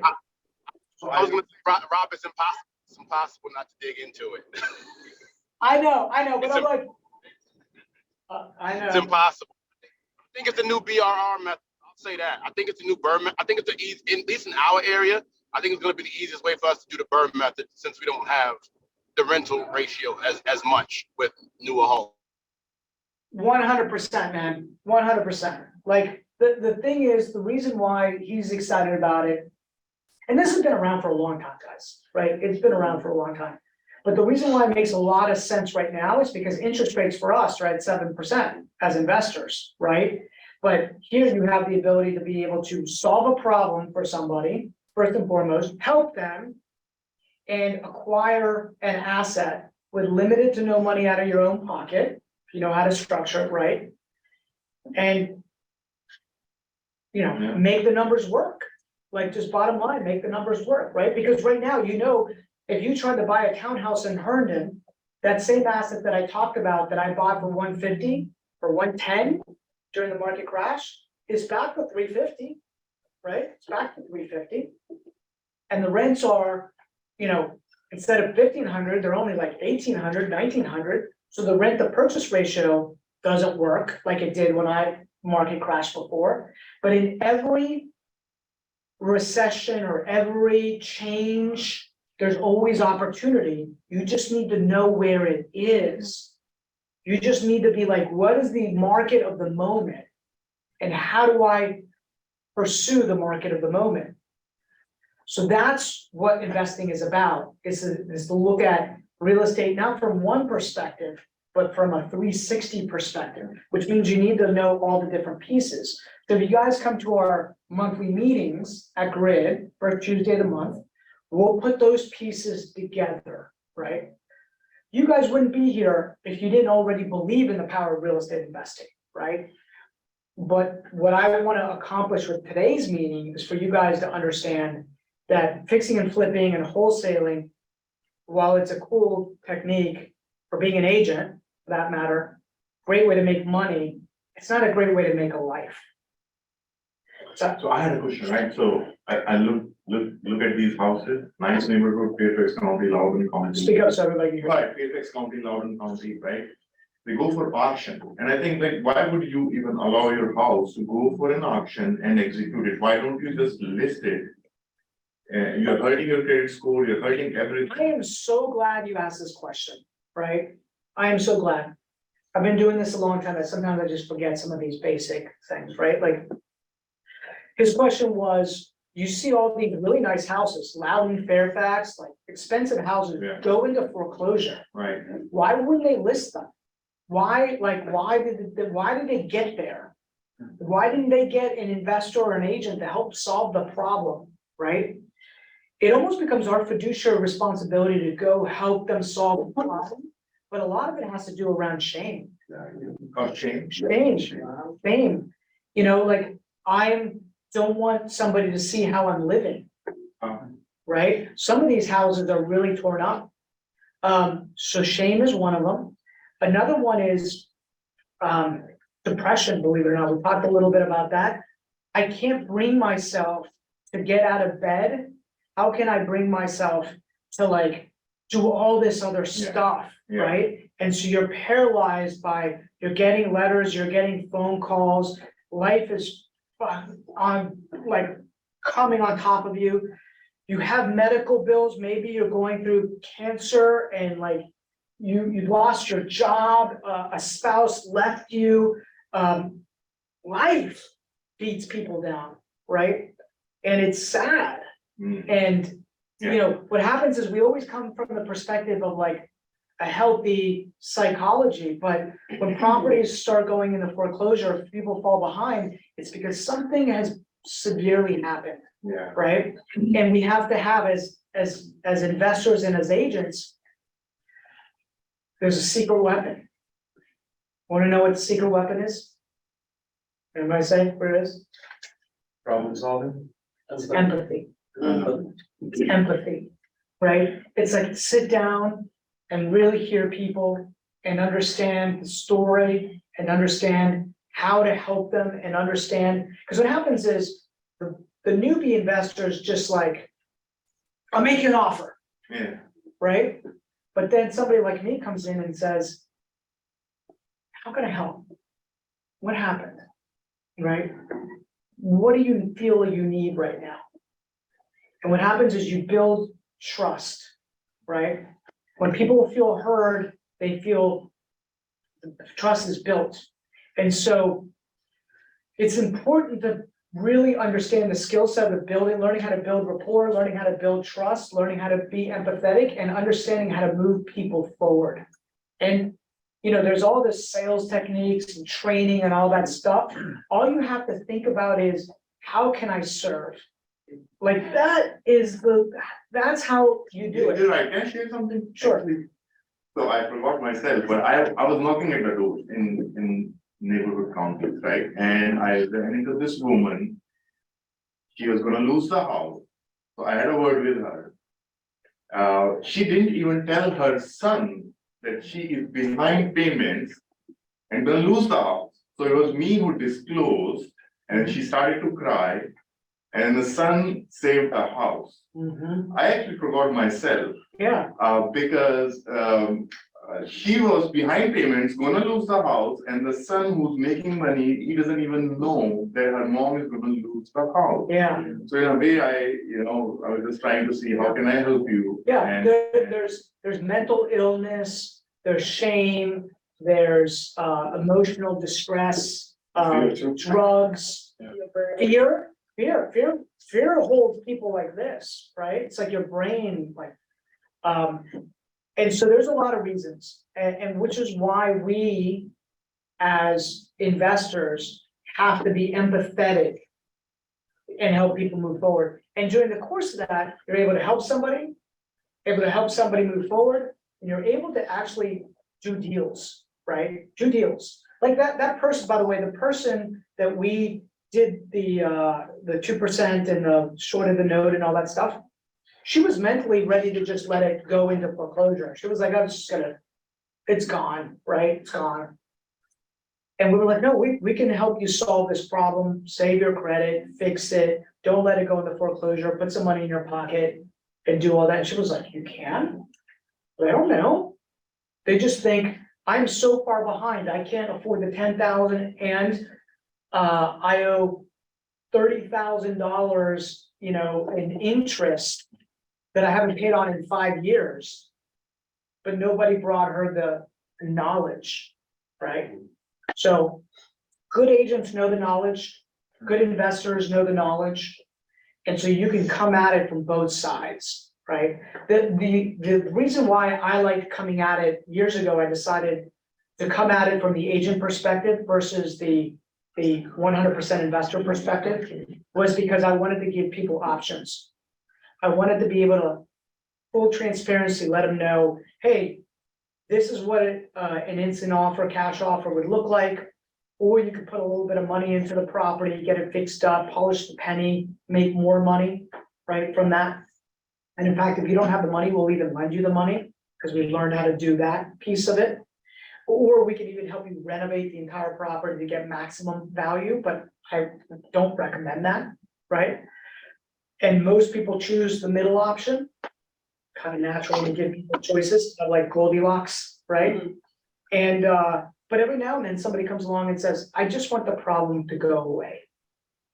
And you're like, okay, I can make the problem go away. Rob, why don't you recommend the highest, like the third option? The highest, I do recommend it if I know that they have time. And Dave Zimmerman on my team does the third option all the time. I just think it adds a layer of complexity, to be honest with you, on it, right? Putting $50,000 to $75,000 into their property adds a layer of market vulnerability. The market shifts during that renovation.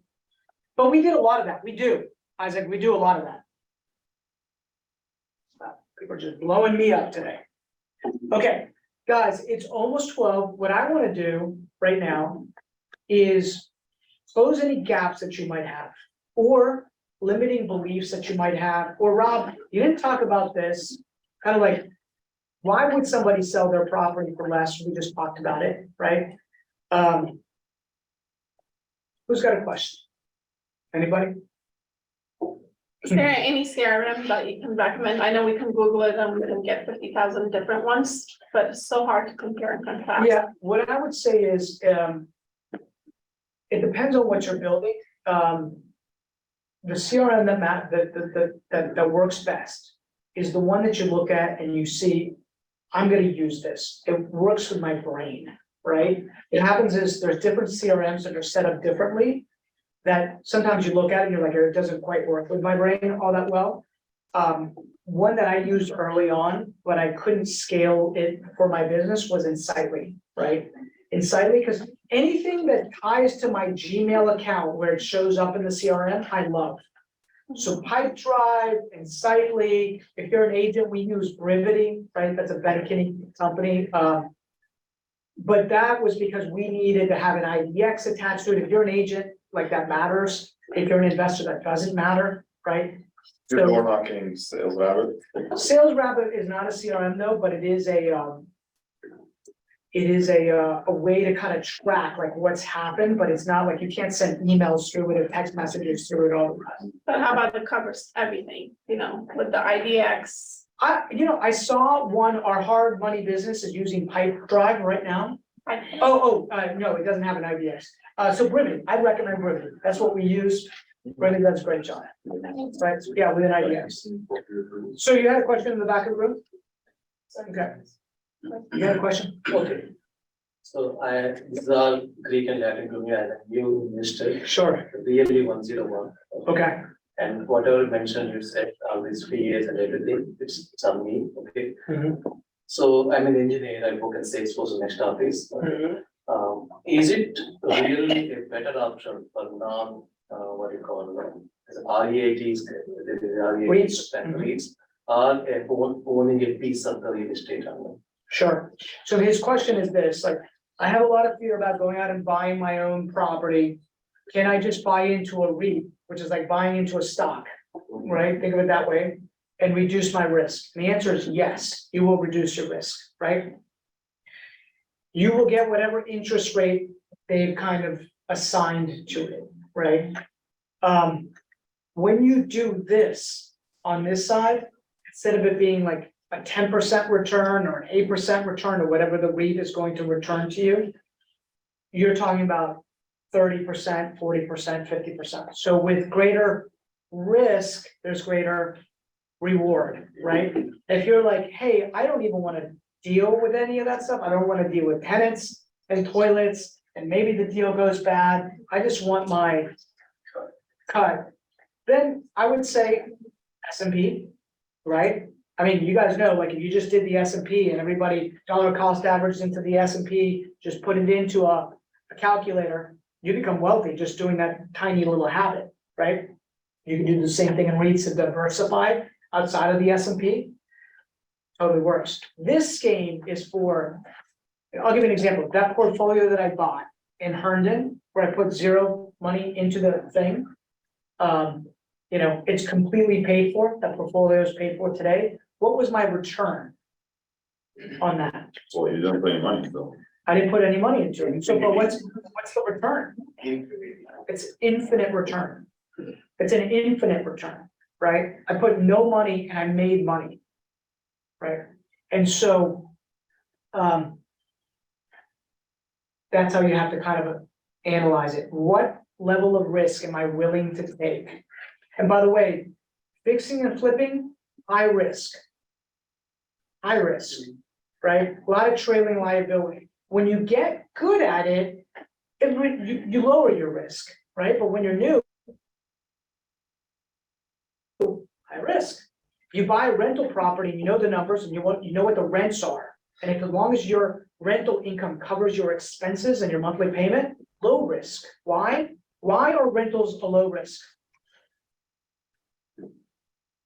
Especially in our area. Do rents ever go down I haven't seen them. in Right. 2008? No. Never, right? No. Inflation. Where's inflation gone, right? Asset value goes up, rents go up. Now, there's been a stabilization of rents. Even when like COVID hit, rents went through the freaking roof, right? There's been a little bit of a stabilization. But the biggest thing is this, it's like people need, especially in the Washington DC metro area, we're a high transient area. Like these things, if you find a property in Arlington, you could make the numbers work. Now, the strategy though becomes it's like hard to make the numbers work, right? So people are now going to like Airbnbs. How do you house hack something in Arlington, right? It's about how do you get creative with the asset that you can't get. Go ahead. I'd like to paint a scenario real quick and show where I'm gonna screw this up, right? Okay. So I'm also new like him. I'm a senior director in IT and engineering. I've actually known this guy for 20 years. He was my real estate agent on my first 2 home purchases for personal property. He's agreed to house hack. We're looking at a deal right now. It's new development. It's a totally different strategy Sure. than going after something and fixing it up. We think we can make the numbers work. He's willing to live there for some number of years. What do you look for? So a couple of things. When you say new development, like the builder says, hey, I'll give you a discount on this property.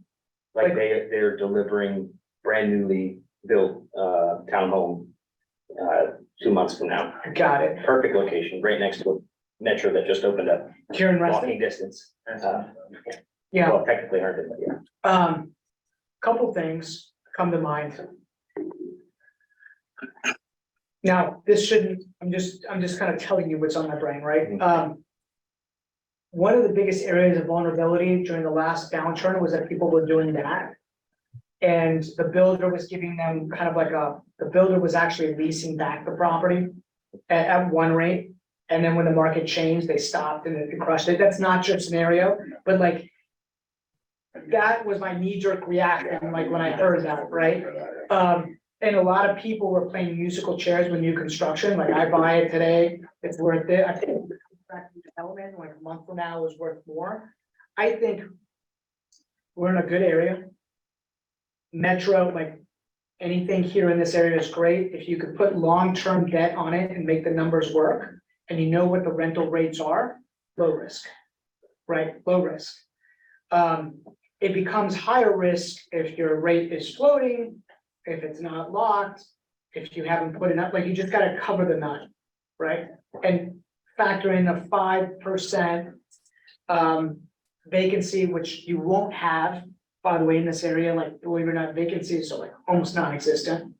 If your house is sitting vacant, it's because you've overpriced it just slightly, so it will rent quickly. And then the second thing is, new construction won't have a lot of maintenance in the beginning, but over time, it will. So you still gotta budget it in and then put it into an account so that when it starts 5, 6, 7, 8 years later, falling apart a little bit, that you've got the reserves. That's normally where people mess it up. They don't have the capital reserves. Yeah. No question, don't deal with that. Look at the house hack with one of the guys, sublet to 2 or 3 other guys.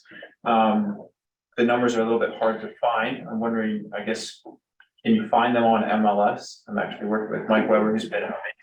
Yeah. And then the second question is, yeah, like tips like 5% vacancy, like if I don't need to build those into my numbers, all of a sudden cash flow works positive instead of negative. Yeah, I would probably take out knowing that it's gonna be a house hack, I would take out the 5% vacancy in there, but do put in the maintenance, 5%, just capital expenditure. And then where are you guys looking right now?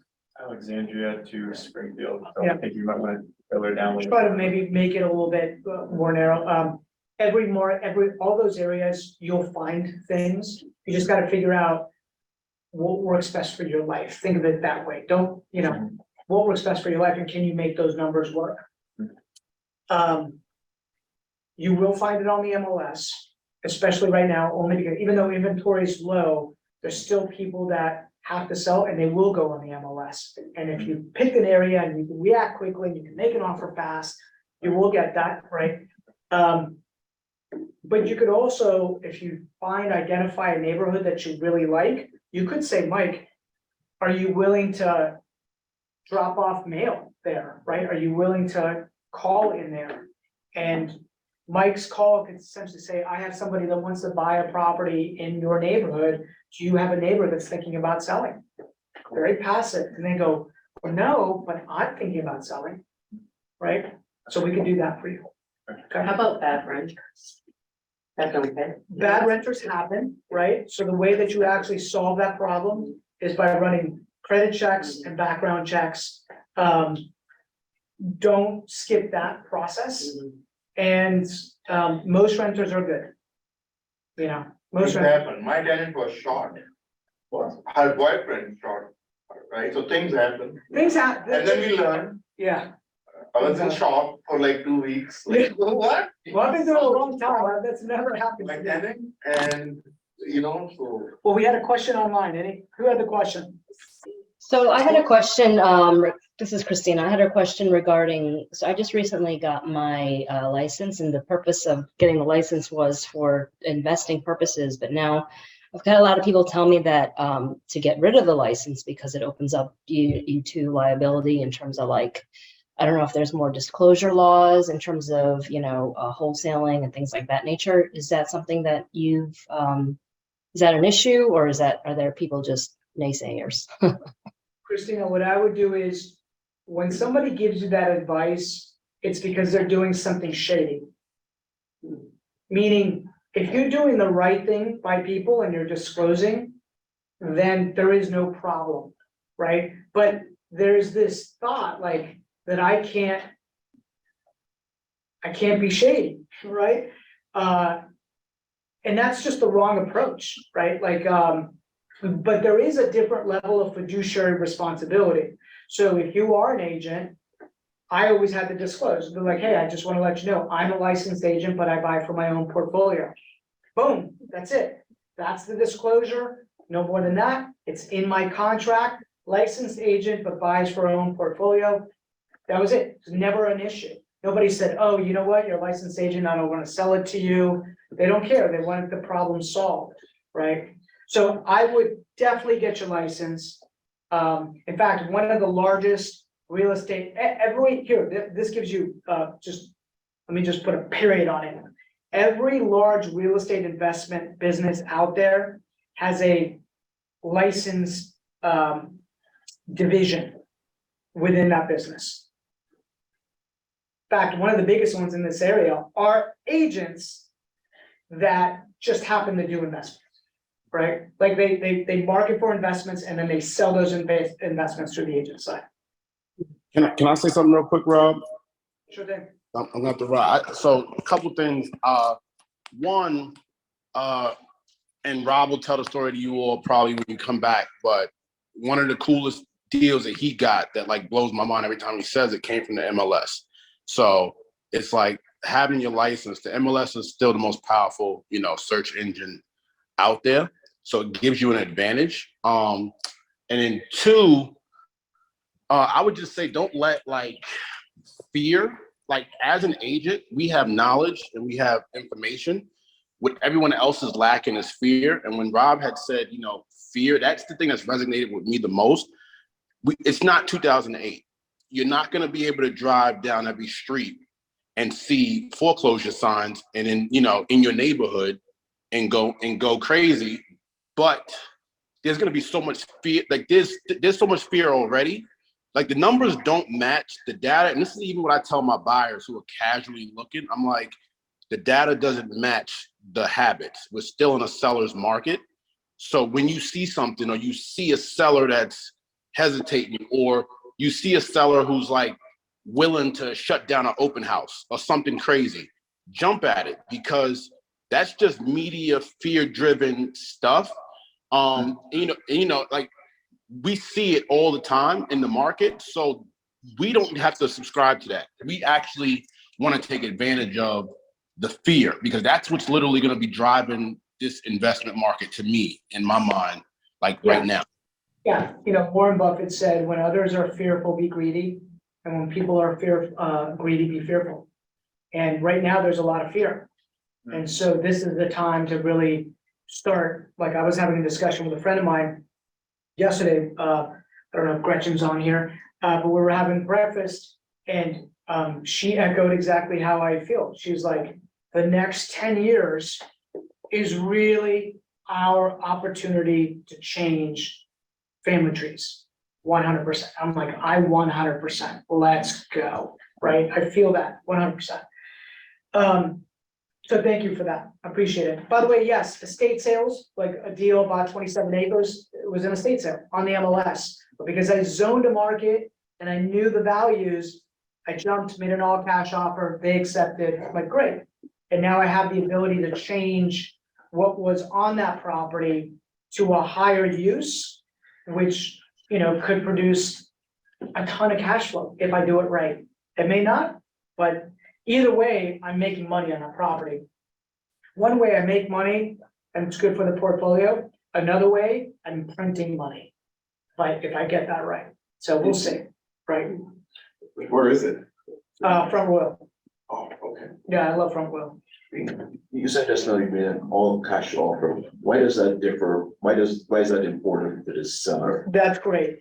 Sellers want certainty. So he asked, why is all cash matter? When you say all cash, it doesn't mean it needs to be your cash, right? It could be a partner's cash, friend's cash, hard money, all that stuff. But sellers want certainty. So they don't want somebody, I'll paint a picture. If somebody comes and says, hey, I'm gonna have a 30-day inspection period on your property, and I'm only putting $1,000 down, and I can get out because of this or this. What you've done is you have not created certainty for them. Now there's massive uncertainty, right? And they will say, well, I'm not willing to do that, or if that's what you're gonna do, I want a higher price. People will trade equity for certainty. So if you could say, I can close in 15 days, there's no inspections, I'll pay for all of closing costs, you don't need to do anything. You just, and you could leave anything behind that you want in the house, that creates certainty. And by the way, I won't get out, and if I do get out, you have a $10,000 non-refundable deposit, certainty. So then they're like, okay, they're for real. And they're willing to trade equity for certainty. Make sense? It's really important. Thank you for asking that question. You mentioned Raymond for dollars or something like that. Sure. Now, there has to be some criteria as to which zip codes are best suited for that. It's in every area in our market, and what that, and actually, I'll tell you what you should look for, right? It could be in Springfield, it could be in Reston, it could be in Great Falls, it could be in McLean, it could be anywhere, right? Here's some signs. You see dead cars in the driveway, cars on blocks, they exist still here, like you see, weeds growing in gutters, you see overgrown trees, you see grass that's really tall, you see mail that's out front, you see some level of physical distress on the outside, more than likely there's some kind of physical distress on the inside, and this happens in every neighborhood, in every demographic around the entire country, right? So there's no best sweet spot, right? Happens everywhere. Just gotta find a spot that maybe is convenient for you, easy access, you can learn when you like, and I believe you should focus really on the mid-market, kind of like what the average price points are, kind of keeps it safe. Like if you're trying to flip luxury homes, a little bit more risk associated with that, right? But if you're in the mid-market range, there's always buyers in that market. Yes, ma'am. Any suggestion for a mailer company? There was one that Matt was looking at here recently. I forget the name of it. If you email me and remind me, I'll get it to you, but I'll tell you what I do for kind of like blanket mailings. But it's expensive and, you can't do small. It's Clipper Magazine. Right, so it's like 17, 18 cents per postcard, but it just says, this is the area, okay? And what you could do is you could do EDDM, is that right? The EDDM, they're the mailing routes, right? And you could say, hey, I want this mailing route, you could do it through the post office, I want this particular mailing route, and even the post office has relationships and they could set it up for you, but those might be a little higher, like 50 cents per postcard, okay? You can do very targeted mailings using a company called Amazing Mail. And so you could have like the driving for dollar thing that I talked about. You can go to Amazing Mail, put in the list, and they will send out monthly postcards, but it's like $1.15, $1.20 per. Right? So the more targeted you get, the more expensive it is. The more mass, the less expensive it is, right? And so you would, I don't know if anybody else has one that they like. EDD Mail, is that a company or a No, process? EDDM is the post office like mailing routes. Oh. But they have relationships set up. Is the conversion rate better with mailing or with Facebook ads? The conversion rate, It depends on your messaging. That's hard for me to answer. What I like about online ads is that I can get better data, to be honest with you. But we've bought the majority. I think the better question is letter versus postcard. Letter is better, more personal is better, right? Versus letter is better, right? Letter's a little bit more expensive. You can also go to yellowletters.com. Yeah. Like some of our yellow letters seem to be working a lot better than our postcards. Really expensive, right? They're like $1 something per. So you can't do as many, but again, it's not about more, it's about targeting, Right. right? So, great questions. Your partner's name from Gainesville, what was his name? Matt Nagel? Thank you. Yeah, Matt Nagel. Any final questions? We're a little bit over, yes. So you said it's like starting a business, right? Like, Yeah. So I'll be a first time home buyer. Like a lot of people here, so I think it's pretty great. Do I need to start an LLC or anything like that to prepare for any of It's this? a great question. If you're gonna house hack, no, right? Because when you want it to be your primary, right? And you're gonna get a favorable interest rate. Later in life, when you decide that you're gonna convert it 100% to an investment, you can actually set up an entity, like an LLC, very inexpensively, go online for $100, get a basic operating agreement, single member operating agreement that costs like $50, right? Attorneys will charge you, by the way, like $2,000 for the service. You can do it yourself. It's very easy to do. And you could always call me and I could walk you through how to do it, right? Save you thousands. You could then transfer the property into that LLC. But here's the thing, you don't want to transfer, right now, we're kind of in a weird spot, because if you transfer it into the LLC and now interest rates go down and you want to refinance, they're gonna ask you to get it out of the LLC, right? Because they want it, it's gonna be done in your personal name, right? So, So follow up on that, right? Let's say me and you buy a property, right? Yeah. And then we transfer it to so I take a debt. Yeah. Lending, right? Yeah. And then we transfer it to a LLC on me and yours name. yeah, Can the lender default this because, hey, you took the loan, right? Then you moved it to the LLC doing a non. it's called the due on sale clause, right? It's called the due on sale clause. They can. Oh, your scarf, your sweater. Oh. Don't lose that. Really cool about that. Yeah. That's a great question. People think of it this way, when you go on the MLS, you'll see corporate LLCs all the time, you'll see trusts. So the bank has the right to do it in their paperwork, but they don't do it. Right? Now, I can't say 100% that they won't call it because I'm not an attorney, I'm not a tax, blah, blah, blah, all that stuff, but more than likely they won't, right? Okay. But it's an option they have. So, but when the refinance is a good point, so move to LLC, then I have to do again a deed, bring it back. That's right. Then, but the deed is like what, $100. Yeah, not that much, but it's a pain in the ass. And the way I know that is because that happened to me years ago. Yeah, but it's a good point. Yeah. Yeah, I just saved you money from that, right? Like, that's my whole point is to save you guys from mistakes and money. Like, I was like, oh, they're like, you can't refinance in the name of, put it back, right? Great questions. Yes, sir. Yeah, while you're house hacking and not in an LLC, do you recommend having extra insurance? or Yes, things to protect you, yourself? well, you would, get regular insurance, but you could always get just a blanket policy. They're not expensive. Insurance is a really big deal, so thank you for bringing that up. Having a good insurance person is a great thing to do. So you get a blanket insurance policy. So you have the regular policy that you have. You talk to your insurance person, you maybe elevate like the different things that protections that you have in there for a little bit of money.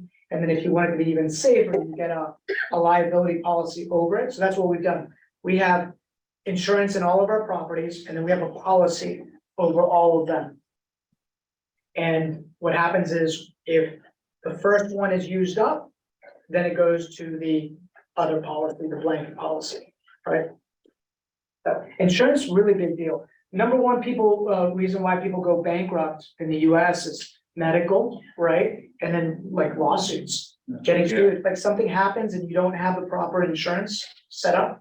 Yeah. Right? They don't even give earthquake protection with the insurance, I honestly. Yeah, they take And that they're out. like, no, we don't, And we've had earthquakes here. Yeah, exactly, right? Like, it's, Yeah. one of these days, who knows, right? Yeah. You don't want to protect it from another. There's no meter insurance. Yeah. Well, Right? Like- right. Well, that's still, yeah. Aliens come, or do you know there is meteor insurance? Yeah. I think it's likely than now, Yeah, But, meteor happened, right? That's how dinosaur. yeah. Yeah, it's not how things. Yeah, that's Well, guys, thank you for joining me today. Like this, hopefully you guys have taken a little bit away, learned a little something. Come to our great events. first Tuesday of the month, we will be talking about creative financing subject twos. We'll go in depth on that. And if there was something that you just forgot after the fact that you wish you'd ask, my email address, I'll give it to you, is Rob at the CAZA, CAZA Group .com. Rob at the CAZA Group.com, right? Feel free to email me, happy to answer any questions. I think I might have promised people that were in here in this meeting, Mark's spreadsheet. I didn't get his permission for to get that, but I will make sure Mark sends it out to you guys, right? As we're coming live, because I appreciate the energy in a live environment. So thank you guys, I appreciate it. Thanks, Rob. Hey, everybody online, thank you so much.